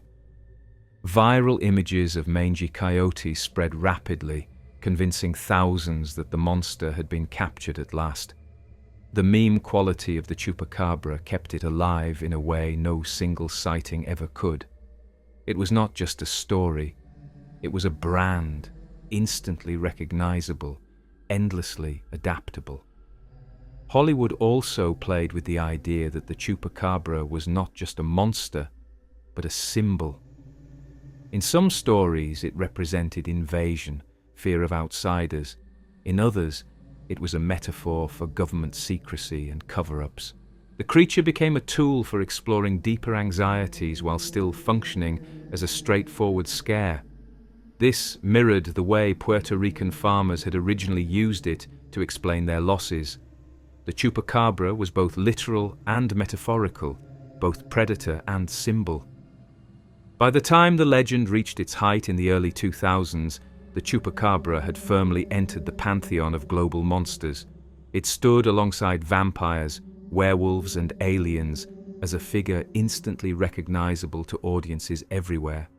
Children in the United States who had never heard of Puerto Rico could still tell you that a Chupacabra was a monster that drank blood. And in that way, Hollywood had done what folklore alone could not. It had transformed a regional panic into a worldwide myth. The influence of film and media did more than just spread the name. It also reshaped the way people saw the creature in real life. After the spiny alien version appeared in drawings, movies, and television, eyewitnesses increasingly described the creature that way. After the mangy dog version appeared in Texas headlines and cable specials, more people began to claim they had seen exactly that. Pop culture fed eyewitness accounts, and eyewitness accounts fed pop culture in a constant cycle. The Chupacabra was no longer bound to the fields where goats had died. It was alive in imagination, on screens, in memes, in Halloween costumes. And yet, for all the influence of Hollywood and media, the Chupacabra was not entirely tamed. It remained frightening, at least in essence, because its core feature was always the same: the draining of life. No matter how cartoonish it became, no matter how many jokes or parodies were made, the Chupacabra still carried the aura of blood theft, of something parasitic in the dark. That core fear kept it alive, even when popular culture laughed at it. But while media gave the Chupacabra its wings, Science also turned its gaze on the legend. Skeptics and researchers began to investigate the cases, testing carcasses, examining wounds, and trying to explain the mystery in concrete terms. The question was no longer just what people believed, but what evidence could actually tell us. Could the silent killer of goats and chickens be pinned down to ordinary predators and diseases? Or was there truly something unexplained roaming the night? As the chupacabra spread beyond Puerto Rico, as it was printed in newspapers and shown in documentaries, scientists and skeptics began to push back. A legend can thrive on mystery, but when it leaves behind bodies, the urge to explain becomes irresistible. Veterinarians, biologists, and journalists started to study the evidence, hoping to strip away the fear and see what lay underneath. What they found was less supernatural than the stories suggested, but in some ways just as fascinating, because the chupacabra was not simply a monster in the night, it was also a creature built out of disease, predators, and the human tendency to misinterpret what we see. The first line of explanation was the most obvious: feral dogs. Packs of abandoned or stray dogs are common across rural Puerto Rico and throughout Latin America. Hungry and desperate, they sometimes kill livestock, often more than they can eat. To a farmer who wakes to find 10 goats dead and uneaten, the scene feels senseless, almost ritualistic. But to a feral dog pack, it is instinct, a frenzy of hunting that leaves behind more bodies than meals. The puncture wounds, skeptics argued, were simply canine teeth marks. The absence of blood was no mystery. Blood pools internally when an animal dies. What looked like surgical draining was just biology misunderstood in the haze of fear. This explanation satisfied some, but not all. Farmers insisted they could tell the difference. Dogs left torn flesh, scattered feathers, paw prints, chaos. The chupacabra, they said, left only silence and neat wounds. Still, studies confirmed that many supposed chupacabra victims bore wounds consistent with dog bites. For scientists, this was enough. The goatsucker was a dog all along, but not every case fit neatly into the canine theory. Some carcasses truly seemed unusually intact, with wounds too clean for dog maulings. Others showed no clear signs of struggle. To explain these, another theory emerged: disease. In Texas, where the chupacabra later became famous as a hairless dog-like beast, veterinarians identified the animals not as alien predators, but as coyotes suffering from severe mange. Mange is caused by mites that burrow into the skin, causing fur loss, thickened skin, and infection. Coyotes with mange become gaunt, grey, and grotesque. Their eyes look sunken, their teeth appear oversized, their bodies skeletal. To a frightened witness at night, a mangy coyote could easily look like a monster. Captured chupacabras in Texas and elsewhere were repeatedly tested. Without fail, they turned out to be coyotes, dogs, or hybrids with advanced mange or other diseases. Their appearance was shocking, almost otherworldly, but science stripped away the mystery. The Texas chupacabra, at least, was no alien or vampire. It was a sick animal. The Puerto Rican version was harder to pin down. No spiny reptilian corpse was ever found. No creature-matching eyewitness sketches was ever captured. Skeptics argued that the entire phenomenon was a case of mass misidentification fueled by media and rumor. People saw what they expected to see. A monkey in the trees, a bat flying at night, a dog in the shadows. Each could become a chupacabra if the viewer already believed the monster was real. In psychology, this is known as expectation bias. The mind fills in gaps with what it anticipates, even if the reality is ordinary. There is also the role of memory. Studies show that eyewitness testimony is easily reshaped, even within days. A person who saw an animal in the dark may later remember it with spines or glowing eyes if they read a newspaper article describing those features. Over time, their memory becomes indistinguishable from invention. The chupacabra thrived on this feedback loop. Media described it, witnesses remembered it that way, new media reinforced the image. What began as scattered reports soon hardened into a consistent monster, not because of physical evidence but because of the way human memory works. Some investigators took a broader approach, asking why the chupacabra appeared when it did. They noted that 1995, the year of the Puerto Rican outbreak, coincided with economic instability, crime waves, and political unrest. Fear was already thick in the air. In times of stress, communities often create or revive supernatural threats to explain the sense of being under siege. The chupacabra, then, may not have been about goats at all, but about anxieties given form.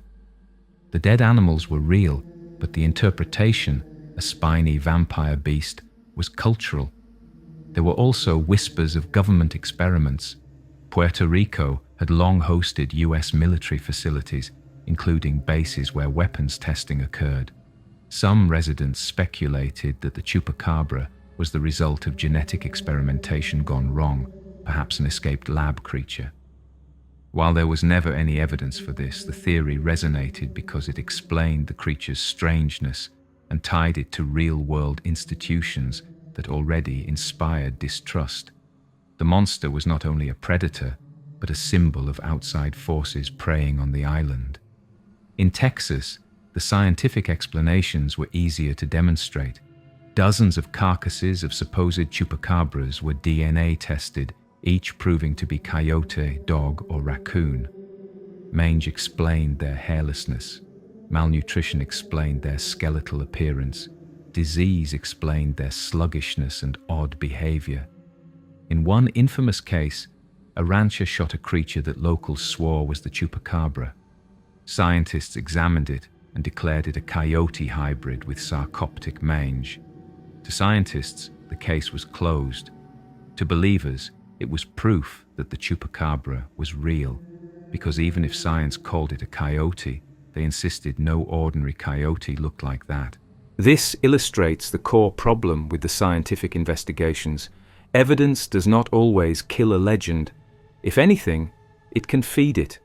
Every diseased coyote labeled chupacabra kept the name in circulation, kept the belief alive.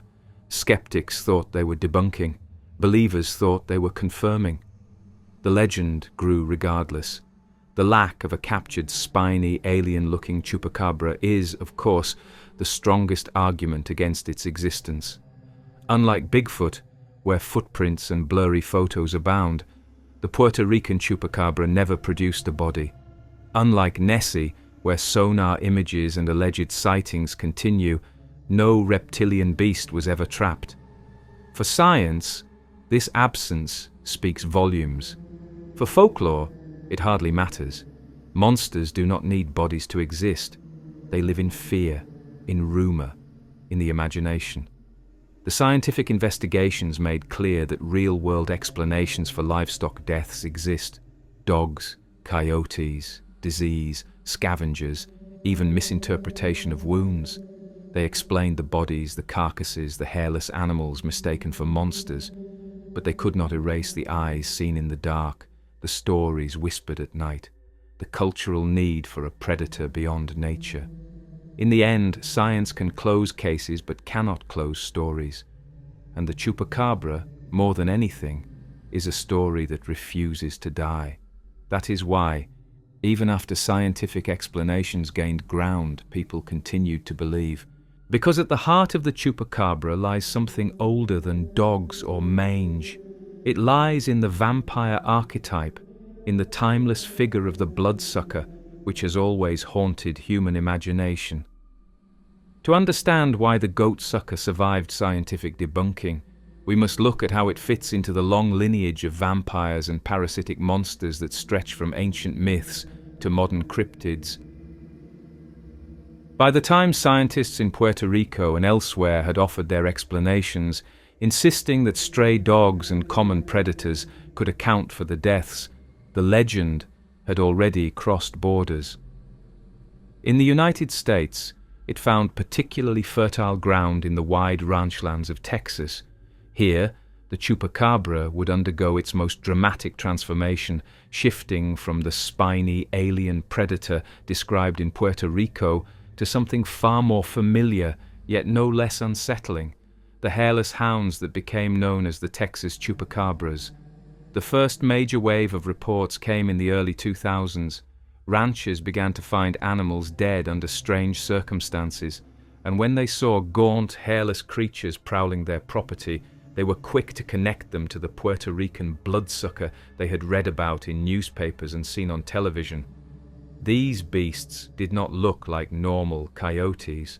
Their skin was leathery, grey or bluish, stretched tight across protruding bones. Their mouths looked oversized, their teeth yellowed and sharp, their tails rat-like, their gait awkward. Some were said to snarl with a rasping, wheezing sound, as if struggling to breathe. To anyone who caught a glimpse of one at night, they seemed alien, diseased, uncanny, something that did not belong. In 2004, one of the most famous cases occurred in Elmendorf, near San Antonio. A rancher named Devin McAnally shot a strange animal that had been killing his chickens. When he examined the body, he saw what looked like a hairless blue-grey beast with long teeth and an odd, almost rodent-like face. He called it a chupacabra, and local media swarmed. Photos of the carcass circulated widely, showing a creature that looked too odd to be an ordinary dog. Scientists who later tested tissue samples declared it was a coyote with mange and malnutrition. But for the public, the image of the Elmendorf beast became iconic. For many, it was proof that the chupacabra had finally been caught. Other bodies followed. In Cuero, Texas, in 2007, a woman named Phyllis Canyon discovered a strange carcass near her property. It looked hairless, with long limbs and a gaping mouth. She kept the skull and had the animal DNA tested. The results confirmed it was a coyote, again suffering from mange.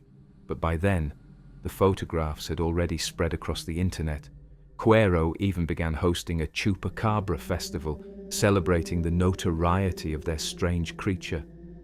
What had begun as a farmer's loss of goats in Puerto Rico was now a local mascot for a Texas town. In 2010, another Texas case drew attention when a sheriff's deputy filmed a hairless animal running down a road. The footage was grainy but unsettling, showing a thin, strange-looking canid loping awkwardly. To skeptics, it was just another mangy coyote. To believers, it was more proof that the chupacabra walked among them. These cases highlighted the difference between the Puerto Rican and Texan versions of the monster. In Puerto Rico, the chupacabra was an alien reptilian figure, glowing eyes and spines down its back. In Texas, it became an emaciated canine, a grotesque cousin of the coyote. The two were so different they might have been entirely separate legends, but the name bound them together, and once the name was attached, the details mattered less than the label. To the public, all of them were chupacabras. Scientists continued to argue their case. Mange is caused by microscopic mites that burrow into an animal's skin, leading to intense itching, hair loss, infections, and ultimately emaciation. Coyotes with mange are weakened, sometimes unable to hunt properly, which explains why they might attack livestock instead of their usual prey. Their altered appearance makes them look monstrous, with skin covered in sores, eyes swollen, and fur gone. DNA analysis confirmed again and again that the so-called Texas chupacabras were simply coyotes or dogs in the grip of this disease. But explanations did not diminish the fascination. If anything, they fueled it. Each new carcass was photographed, shared online, and reported in local news. Each was labeled chupacabra, regardless of scientific findings.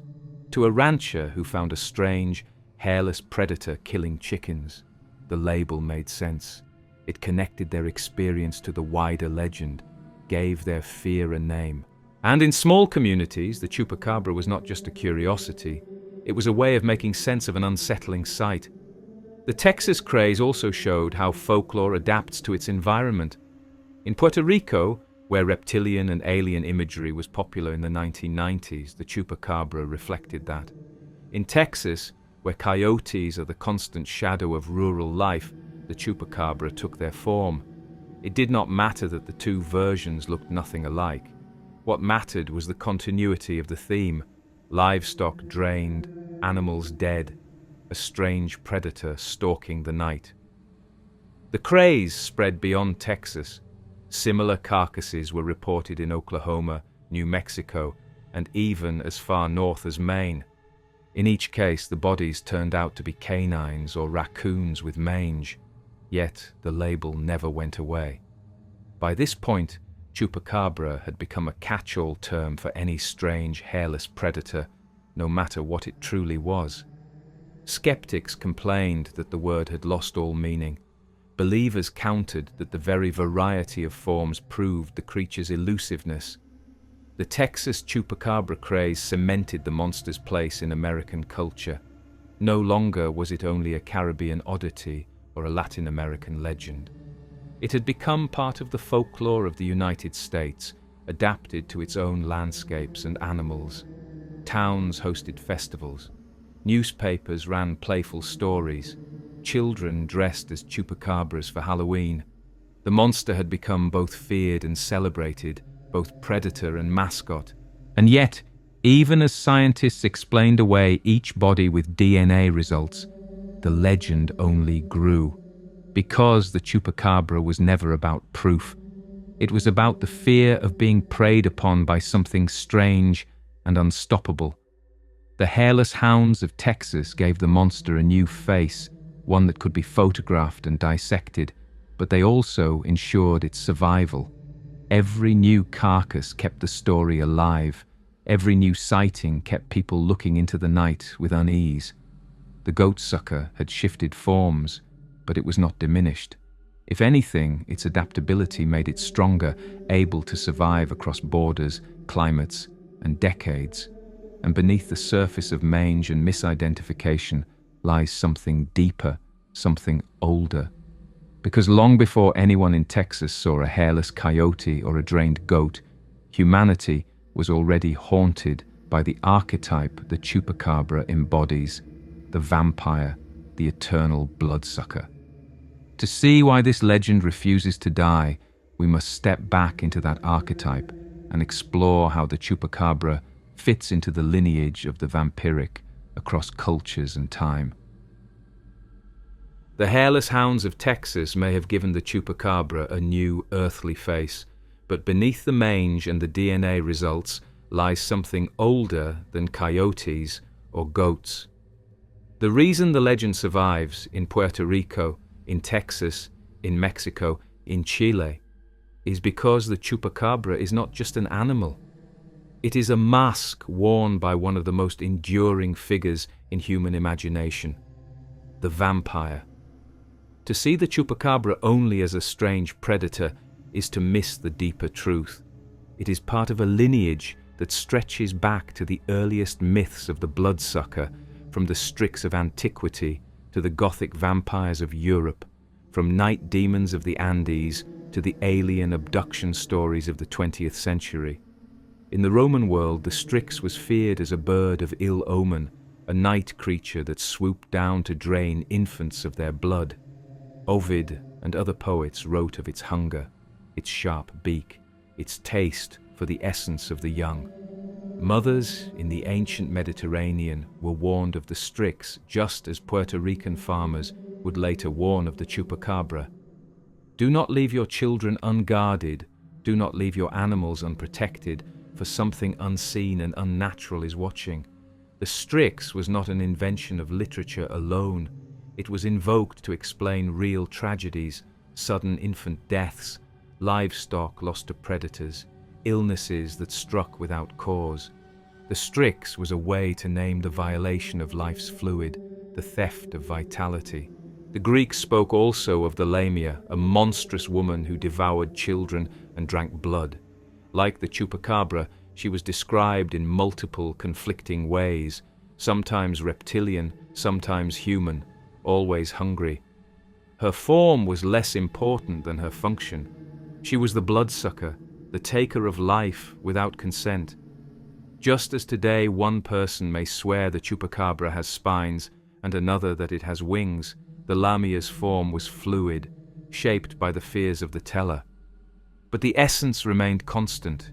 She drained. Travel further into the Slavic lands, and we find the vampire in its most recognizable form.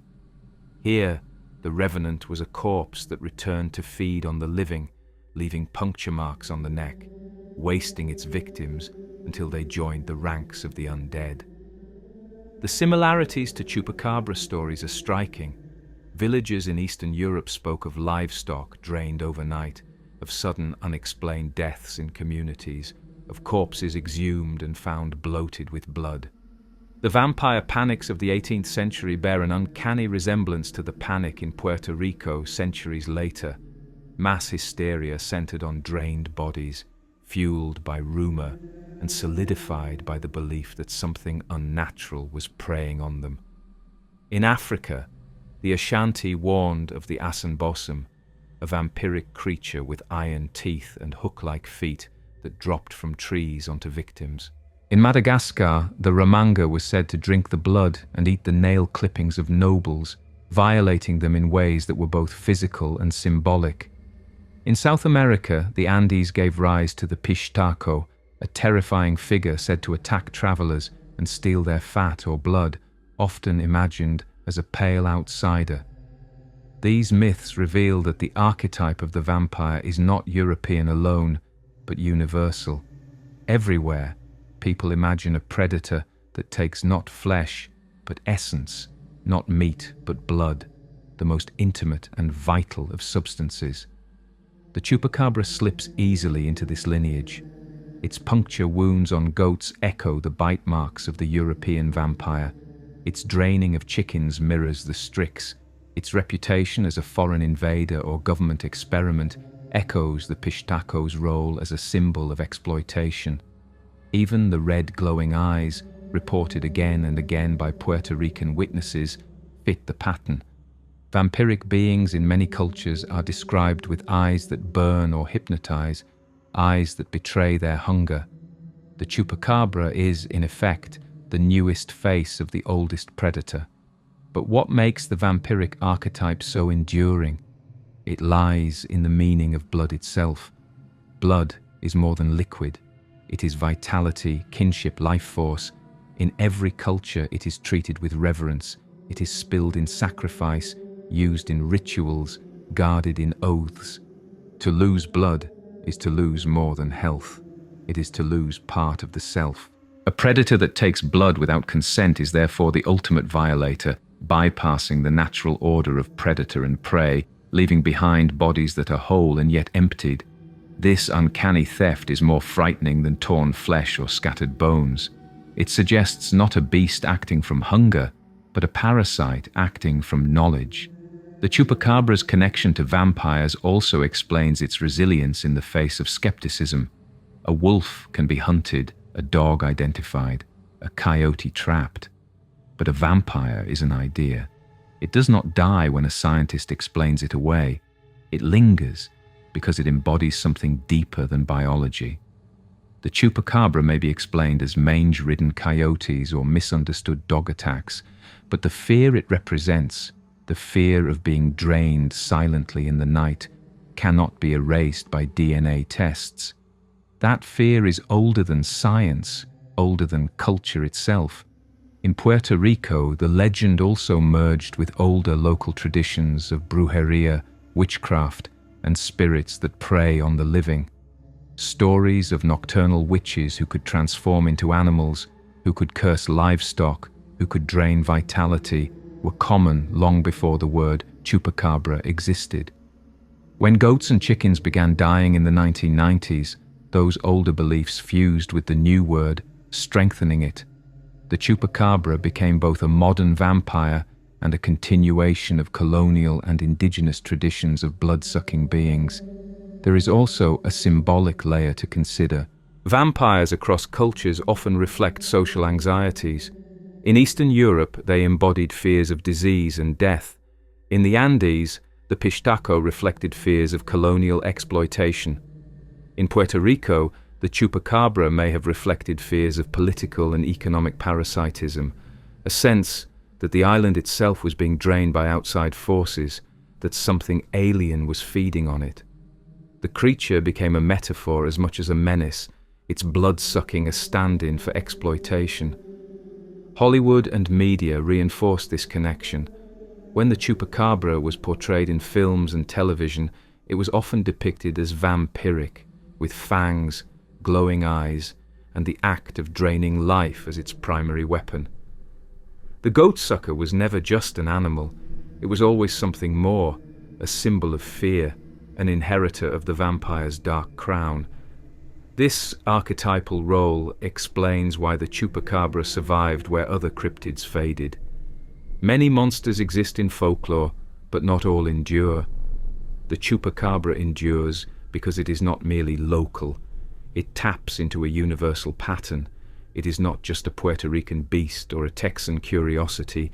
It is a new chapter in the global story of the vampire. And because that story is as old as humanity, it will continue as long as people tell tales of blood and night. But vampires are never just about blood. They are about fear itself, and fear takes many shapes. To understand the staying power of the Chupacabra, we must look beyond biology and archetype to the role fear plays in creating monsters. Because whether predator or phantom, alien or coyote, the Chupacabra thrives because fear makes it flesh.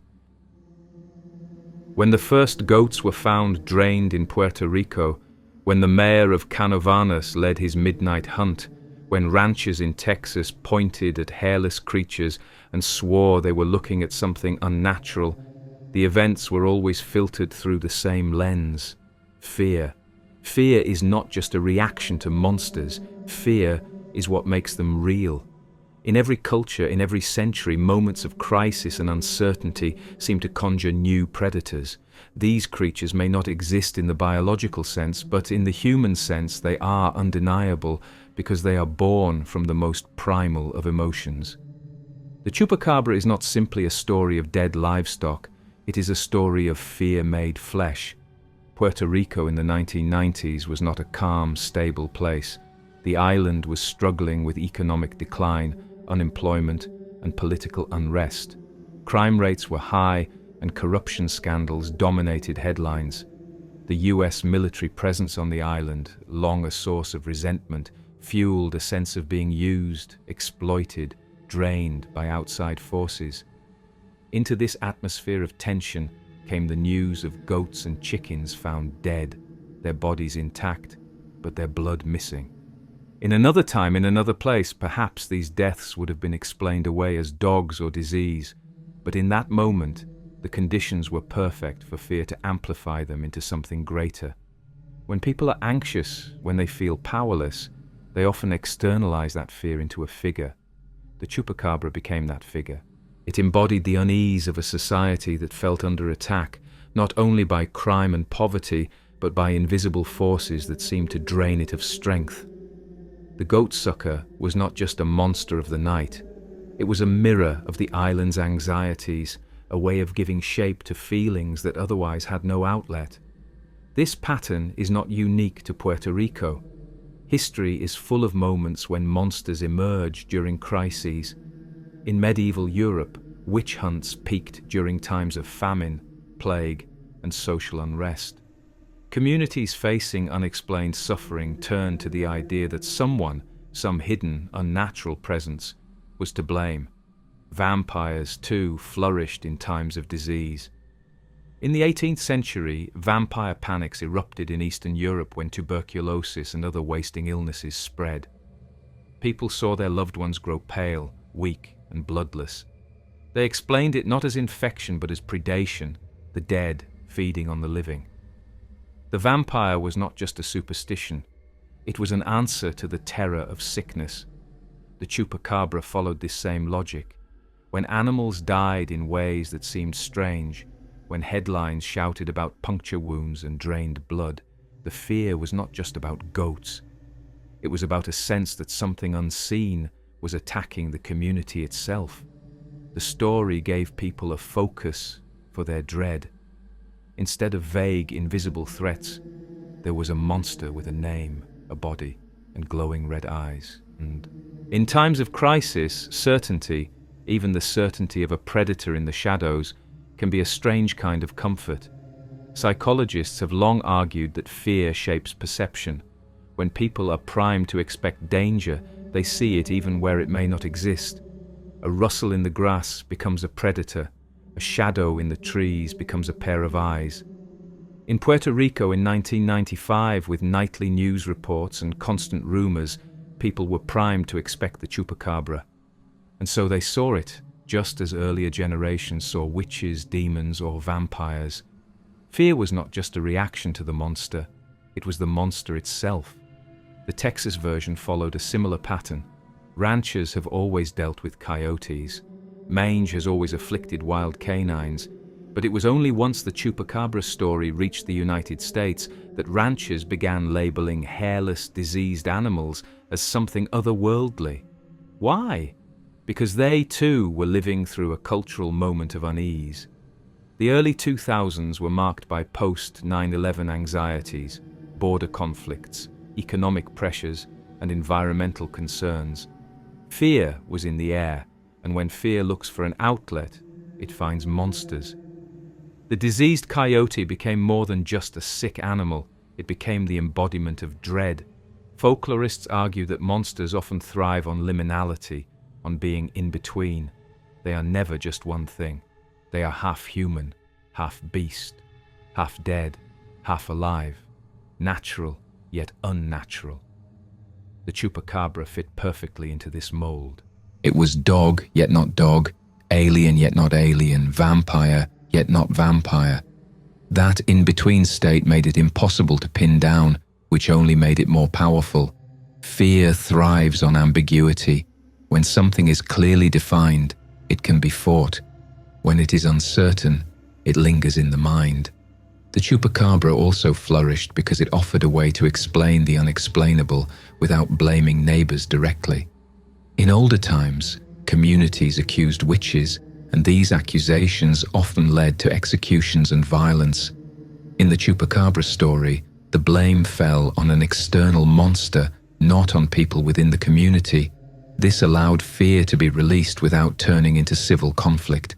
The monster became a scapegoat, taking the weight of anxieties that might otherwise have fractured society. There is another dimension here, the role of humor. As frightening as the chupacabra was, the name itself carried a crude, almost mocking edge. Goatsucker was funny, ridiculous even, and humor often accompanies fear.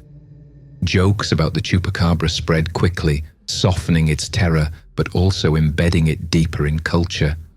Fear works best when it can be shared, and humor made it easier to talk about. People could laugh while still looking over their shoulders at night. The joke and the fear fed each other, ensuring the monster never quite went away. This interplay of fear and humor shows why the chupacabra endured even after scientific explanations were offered. Mange and coyotes might explain the bodies, but they did not explain the fear, and fear, once given a name, does not die easily. People continued to speak of the chupacabra not because they still believed every detail, but because the story expressed something larger.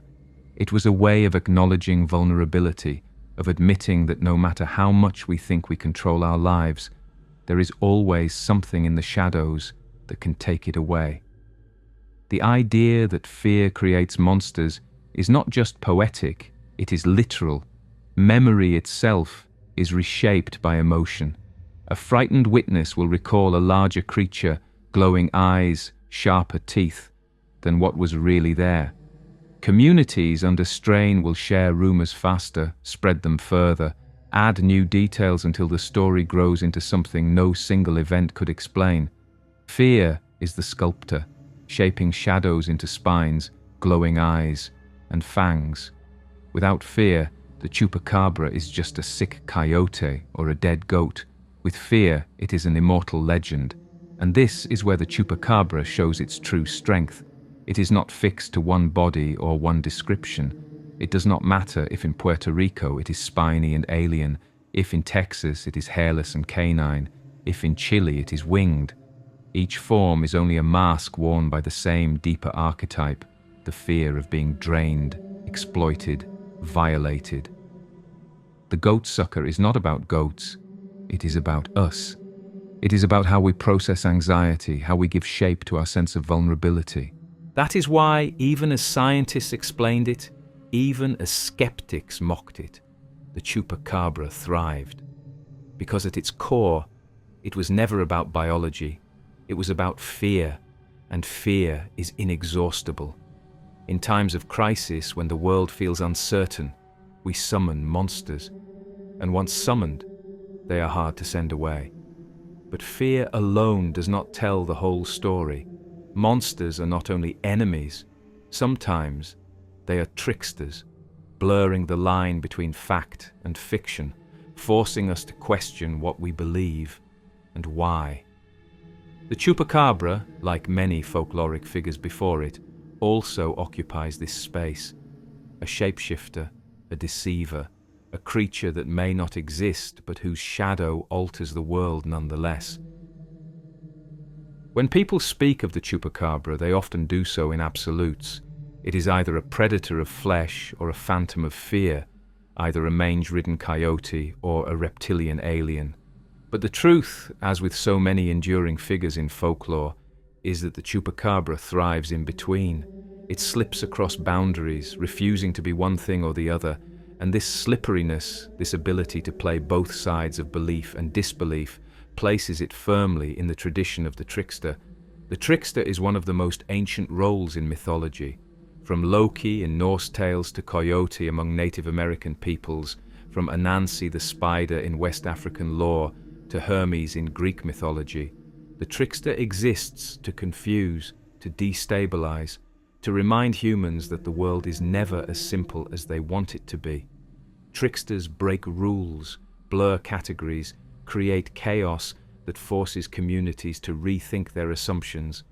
The chupacabra may not tell riddles or play pranks in the classic sense, but its entire existence is a trick. It tricks farmers into doubting their own knowledge of predators. It tricks scientists into chasing after explanations that never quite satisfy believers. It tricks the media into amplifying fear while pretending to mock it. It tricks us into wondering whether the world we think we know might still contain secrets. Consider how easily it shifts form. In Puerto Rico, it is reptilian with spines down its back. In Mexico, it hops like a kangaroo. In Chile, it sprouts wings. In Texas, it is a mangy coyote. Each version contradicts the others, yet all are accepted under the same name. That is trickster logic, never pinned down, never consistent, always moving just beyond reach. If the chupacabra were one fixed creature, science could kill it with a single specimen. But because it is many things at once, it survives every debunking. Each explanation closes one door and opens another. Even its name plays tricks. Chupacabra is both grotesque and comic. It provokes laughter as easily as fear. In that laughter lies survival. A monster that is only terrifying may eventually be destroyed, but a monster that can also be laughed at never quite disappears. It becomes part of jokes, cartoons, festivals, costumes. It is everywhere and nowhere at once, feared and mocked simultaneously. The trickster thrives on this duality. The chupacabra also plays tricks with categories of life. Is it animal or alien, natural or supernatural, predator or parasite? Each sighting adds a new layer of confusion. Witnesses swear to seeing it breathe, leap, run, and yet it leaves no tracks. Farmers bury dead animals drained of blood, and yet scientists insist there is nothing unusual in the bodies. It is alive in testimony but dead in evidence. It both exists and does not exist, depending on which side of the story you choose. That paradox is not a weakness, it is the source of its power. The way it circulates in media is itself a trickster performance. News anchors mock it while running footage that terrifies viewers. Documentaries frame it as ridiculous while presenting ominous reenactments that make audiences uneasy. Internet memes label every strange carcass as chupacabra with a wink, spreading the legend while pretending to debunk it. The trickster always works this way, telling lies that reveal truths, mocking while strengthening, hiding while exposing. On a deeper level, the chupacabra plays tricks with truth itself. In modern societies, we like to believe that facts and evidence can resolve mysteries, but the chupacabra lingers precisely because it defies that system. No matter how many DNA tests prove a carcass is coyote, someone will argue that this was not the real chupacabra, only a distraction.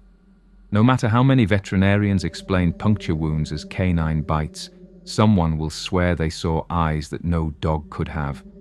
The more science tries to pin it down, the more it slips through, reminding us that belief and fear are not governed by evidence alone. In this sense, the chupacabra is less about goats and more about epistemology, about how we know what we know. It forces communities to confront the gap between experience and explanation.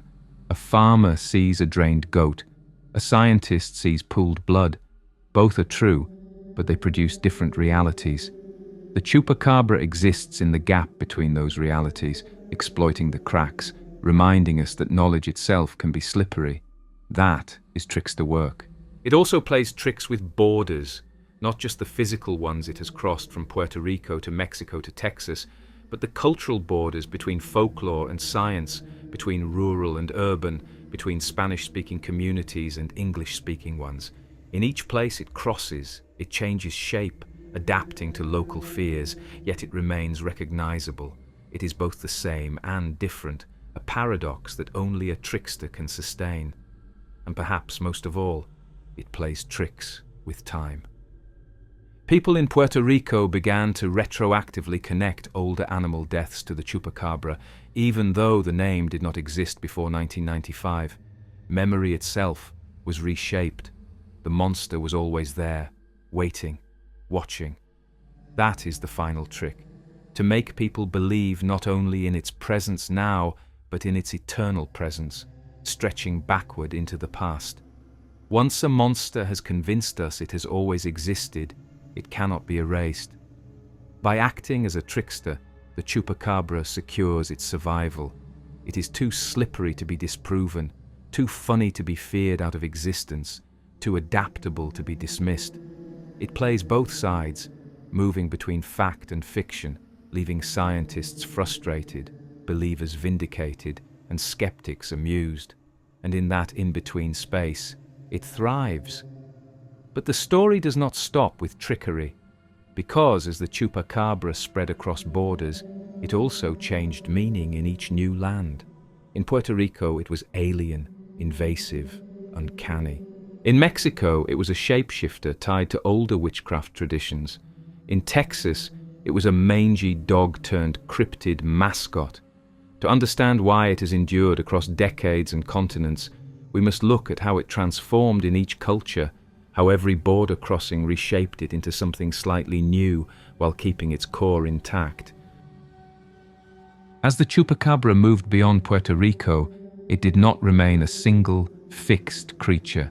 Instead, it adapted to each place it touched, reshaped by the landscapes, fears, and traditions it encountered. This is one of the clearest signs that it is more than just a biological predator. A coyote with mange looks the same whether in Texas or Mexico, but the chupacabra is not bound by biology, it is bound by imagination, and imagination is always local. To understand its endurance, we must look at how it changed form as it crossed borders, how every land remade it into a creature that felt native, even as it carried the same name. In Puerto Rico, the chupacabra began as an alien predator, spiny and reptilian, with glowing eyes and surgical precision in its kills. It reflected not only the shock of drained goats, but also the anxieties of an island caught between local identity and foreign power, an island where UFO stories and military bases created a fertile soil for extraterrestrial fears. Here, the chupacabra was otherworldly, invasive, a thing that did not belong. It embodied both the strangeness of the livestock deaths and the deeper unease of being preyed upon by outside forces. When the legend reached Mexico, it merged almost immediately with older traditions of witchcraft and shapeshifters. Mexican folklore is rich with tales of the nagual, humans who could transform into animals to stalk their neighbors, sometimes killing livestock in the night. Reports of the chupacabra killing goats and chickens in northern Mexico were quickly interpreted through this lens. Some said it hopped like a kangaroo, others that it glided over fences. In villages where brujos were already feared, the chupacabra became another form of sorcery, another reminder that witches walked among them. The alien body of Puerto Rico gave way to a shapeshifter that felt distinctly Mexican, even as the newspapers still used the same word, chupacabra. In Central America, the monster took on slightly different forms. In Honduras and Nicaragua, people described it as more bat-like, swooping in to drink blood. In Costa Rica, farmers swore to losing dozens of chickens in a single night, with puncture wounds so clean they seemed supernatural. Here, the chupacabra blurred with older stories of nocturnal demons, creatures that stalked the rural night and preyed on livestock and children. The new word folded smoothly into older traditions, so that within a few years it was no longer clear where the old ended and the new began. In Chile, the chupacabra became one of the most notorious monsters of the early 2000s. Dozens of reports from the Atacama Desert and other regions described flocks of sheep and goats drained of blood, their bodies scattered with strange precision. Witnesses there swore the creature was winged, gliding over the barren landscape before vanishing into the night. This version resembled less the reptilian alien of Puerto Rico and more a fusion of gargoyle and vampire bat, shaped by Chile's own blend of European folklore and indigenous tradition. The barren desert, already home to stories of haunting lights and desert demons, gave the chupacabra a new stage. It was no longer a Caribbean predator. It was a creature of the dry south. In Brazil, yet another transformation occurred. Here, the chupacabra was sometimes imagined as humanoid, part demon, part vampire. In rural communities, stories linked it with long-standing fears of witches and monstrous bats. Some accounts even described it as pale and tall, reflecting the influence of the Pishtaco, a legendary figure in the Andes said to drain fat and blood from victims, often imagined as a foreigner. The Brazilian chupacabra was not simply an animal killer. It was a parasitic figure tied to colonial fears, the violation of bodies, and the exploitation of the poor by outsiders. And then came Texas. Here, as we've seen, the chupacabra shed its spines and glowing eyes and became something closer to the familiar. A canine stripped of fur, gaunt and strange. The Texan rancher who found such a creature on his land did not imagine a reptilian alien. He imagined a diseased predator with an unsettling twist. The mange-ridden coyotes captured and tested by scientists did not diminish the legend. They simply became the new body for the same word. To Americans, the chupacabra was less an alien visitor and more a mutation of the wild they already knew. It reflected anxieties about disease, about the erosion of the natural world, about predators adapting to environments humans thought they controlled. This shifting identity is not a weakness, but a strength. A fixed monster can be disproven. A shifting one can always survive. When science proves the Texas chupacabra is a coyote, believers can point to Puerto Rico and say the real one is different. When skeptics dismiss the reptilian version as imagination, believers can point to Chile or Brazil, where new forms roam. The creature evades capture, not because it is hiding in forests, but because it is hiding in interpretation. Every border crossing gives it new life. What unites all these forms is not appearance, but function. Whether reptilian, canine, winged, or humanoid, the chupacabra always drains blood, always strikes livestock, always emerges in times of uncertainty. That is the through line, the essence that survives every transformation. The body changes, the name remains, and the fear remains with it. Folklorists see in this adaptability a pattern familiar from other myths. Trickster gods shift shape depending on who tells their story. Spirits change form to match the fears of each generation. The chupacabra belongs to this tradition. It is not a static cryptid like Bigfoot, always described as a large ape. It is fluid, wearing whatever mask will best fit the fears of the land it haunts.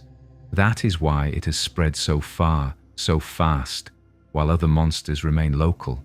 And as it spread, it became not just a monster, but a symbol. In Puerto Rico, it symbolized exploitation. In Mexico, witchcraft. In Chile, desert hauntings. In Texas, disease in the natural order. Each land gave it a deeper meaning, layering new anxieties onto an already powerful archetype. By the time the word reached global audiences, the chupacabra was no longer just a local monster. It was a vessel for fear itself, carrying different contents in each place, but always the same empty-eyed shadow in the dark. But the question remains, what does it mean now? After decades of sightings, after festivals and DNA tests, after jokes and horror films, what does the chupacabra represent to the world today? How do we understand a monster that is everywhere and nowhere, both predator and phantom, both trickster and vampire? To answer that, we must look at its modern role, the symbol it has become in the 21st century, the embodiment of the night itself, of the primal dread that still lingers no matter how advanced we believe we are. Decades have passed since the first reports out of Puerto Rico, but the chupacabra has not faded into obscurity. Instead, it has settled into a new role, not just a monster of farmers' fears, not just a headline in tabloids, but a symbol of the night itself. It represents what lingers when the lights go out, when rational explanations falter, when the imagination is left alone with silence. In the 21st century, the chupacabra has become less about livestock and more about the human condition, the reminder that no matter how modern we think we are, the old dread of something feeding on us in the dark never really goes away. To children growing up in Puerto Rico, Mexico, or Texas, the chupacabra is often their first introduction to the reality that the world contains shadows that cannot be fully controlled. Parents warn them jokingly, cousins tease them, friends dare each other to walk alone at night because the chupacabra will get you. In these moments, it becomes a rite of passage, a figure that teaches fear in manageable doses. It is both a joke and a warning, both a way to laugh and a way to shiver. Like the bogeyman in Europe or La Llorona in Latin America, the chupacabra has entered the category of monsters used to mark the boundary between safety and danger. But unlike those older figures, the chupacabra is modern. It was born in a world with television cameras, with tabloid headlines, with the internet ready to spread images instantly. It carries with it the stamp of media, of pop culture, of science fiction aesthetics. When people picture it today, they see a blend of alien grey, vampire, mangy dog, and comic book villain. This mixture gives it a flexibility that older monsters do not always enjoy. It can appear on a horror movie poster as easily as on a cartoon for children, in a serious documentary as easily as in a meme. Its very strangeness makes it adaptable to any tone. And yet, despite the humor, despite the parodies, the chupacabra still carries weight. Farmers still lose animals.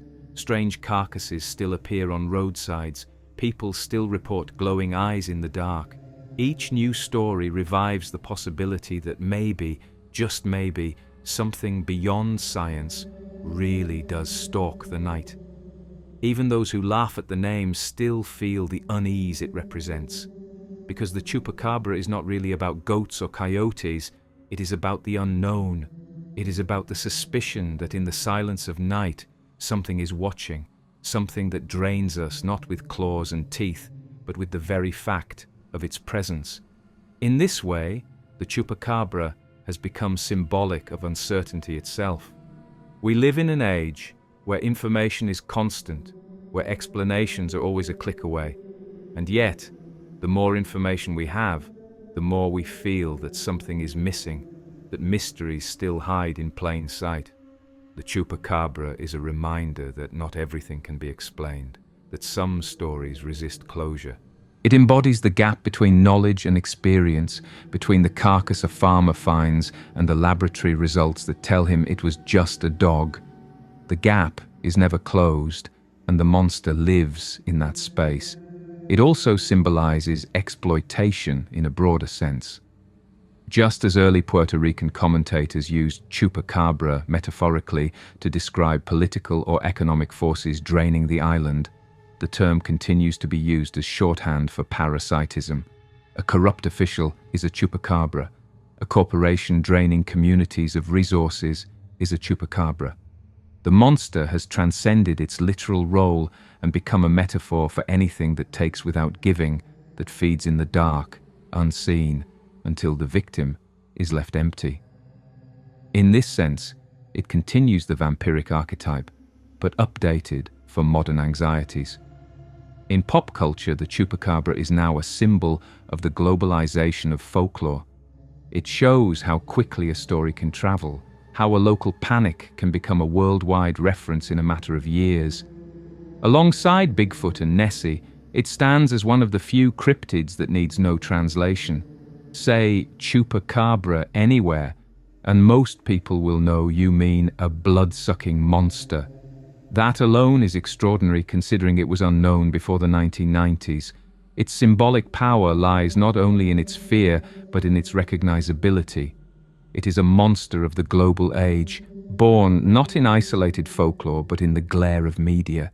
And because of this, it symbolizes the persistence of myth in the modern world. We like to think of myth as something ancient, something that belongs to the past, but the chupacabra proves otherwise. Here is a myth born in living memory, one we can trace to a specific year, a specific place, even a specific set of newspaper reports.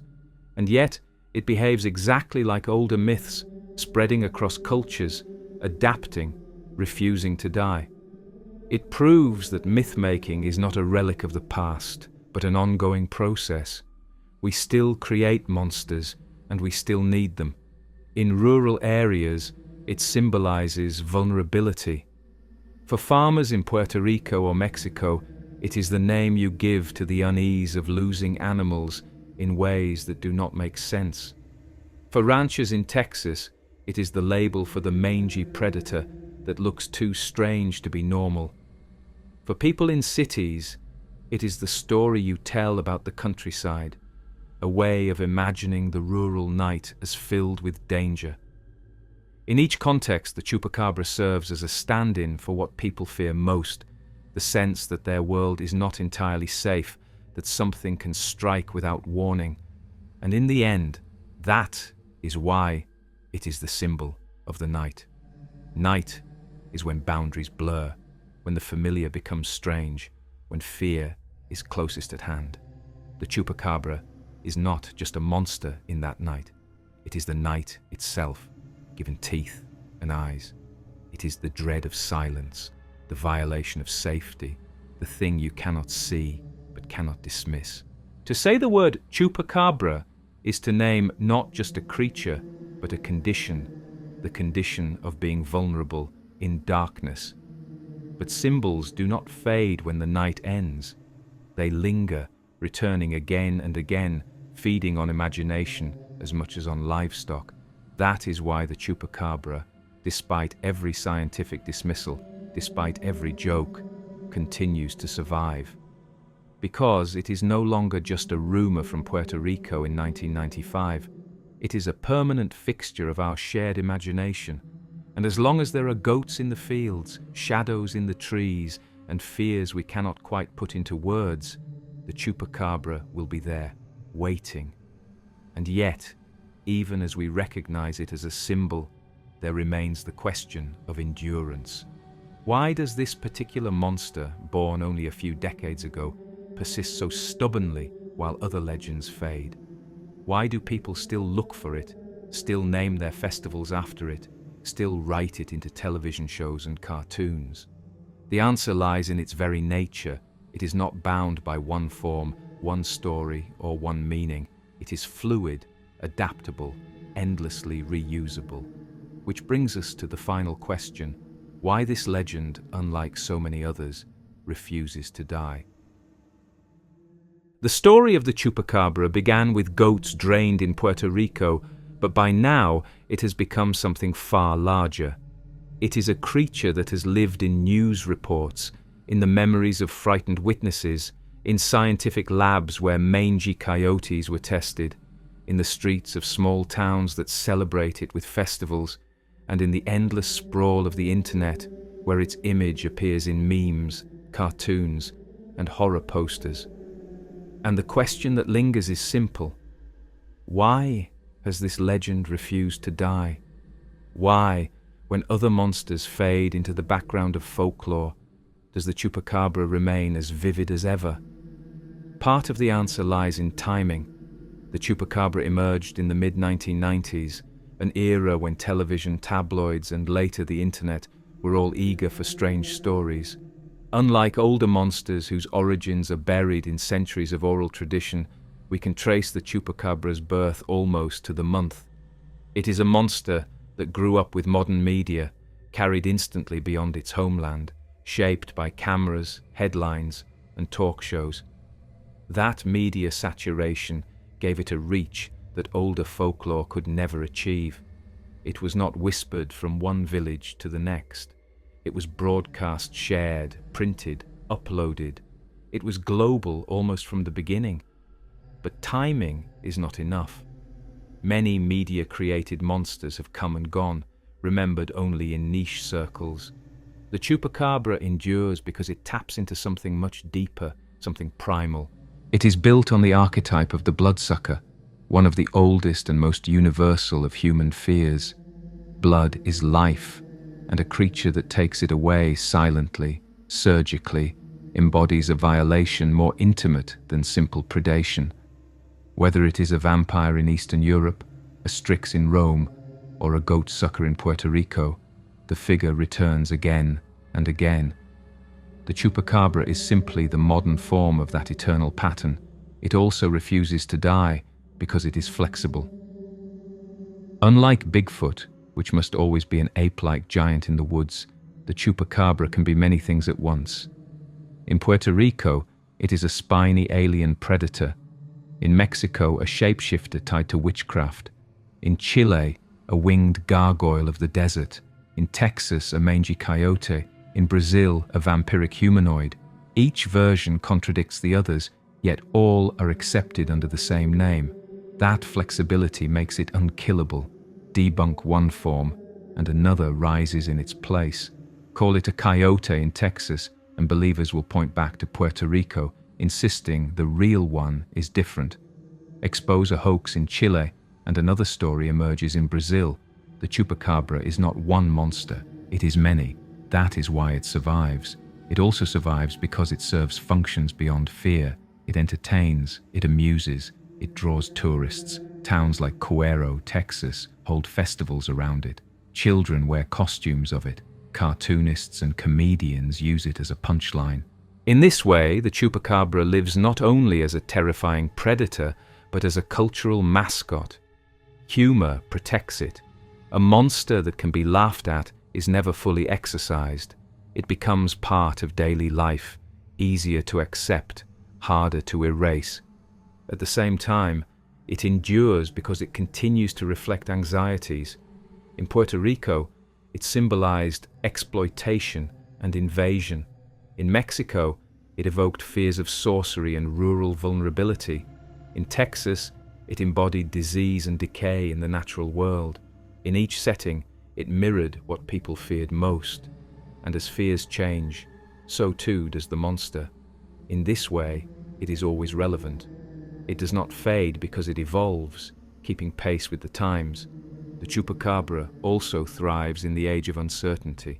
We live in a world saturated with information, but also with disinformation, with conspiracy theories, with blurred lines between truth and fiction. In such a world, a monster that exists precisely in that in-between space is perfect. It does not matter whether it is proven real or disproven. Either outcome fuels it. Skeptics write articles dismissing it, and in doing so, they keep the word in circulation. Believers share photos and stories, and skeptics debunk them, giving them even more reach. The chupacabra feeds not only on goats, but on attention, and attention is abundant. On a symbolic level, the chupacabra also speaks to the unease of being prey. Modern humans like to think of themselves as masters of their environment, safe from predators, protected by science and technology. The chupacabra is a reminder that this safety is fragile, even if it only kills goats, even if it is just a story. It embodies the possibility that something unknown can slip through fences, bypass locks, and strike without warning. That reminder of vulnerability is part of its staying power. Finally, the chupacabra refuses to die because people want it to live. Monsters are not just imposed on us. We sustain them. We tell their stories, draw their pictures, dress as them on Halloween, laugh about them at festivals, share their names online. We keep them alive because they give us something we need, a sense of mystery in a world that often feels over-explained, a way to experience fear safely, a way to process anxieties that might otherwise feel unbearable. As long as people need those things, the chupacabra will continue to walk, or hop, or glide through our imaginations. So, when we ask why this legend endures, why it has not faded like so many others, the answer is simple and yet profound. It endures because it is more than a monster. It is a mirror. It reflects our fears of invasion, of disease, of exploitation, of uncertainty. It reflects our fascination with the unknown. It reflects our need for laughter in the face of dread.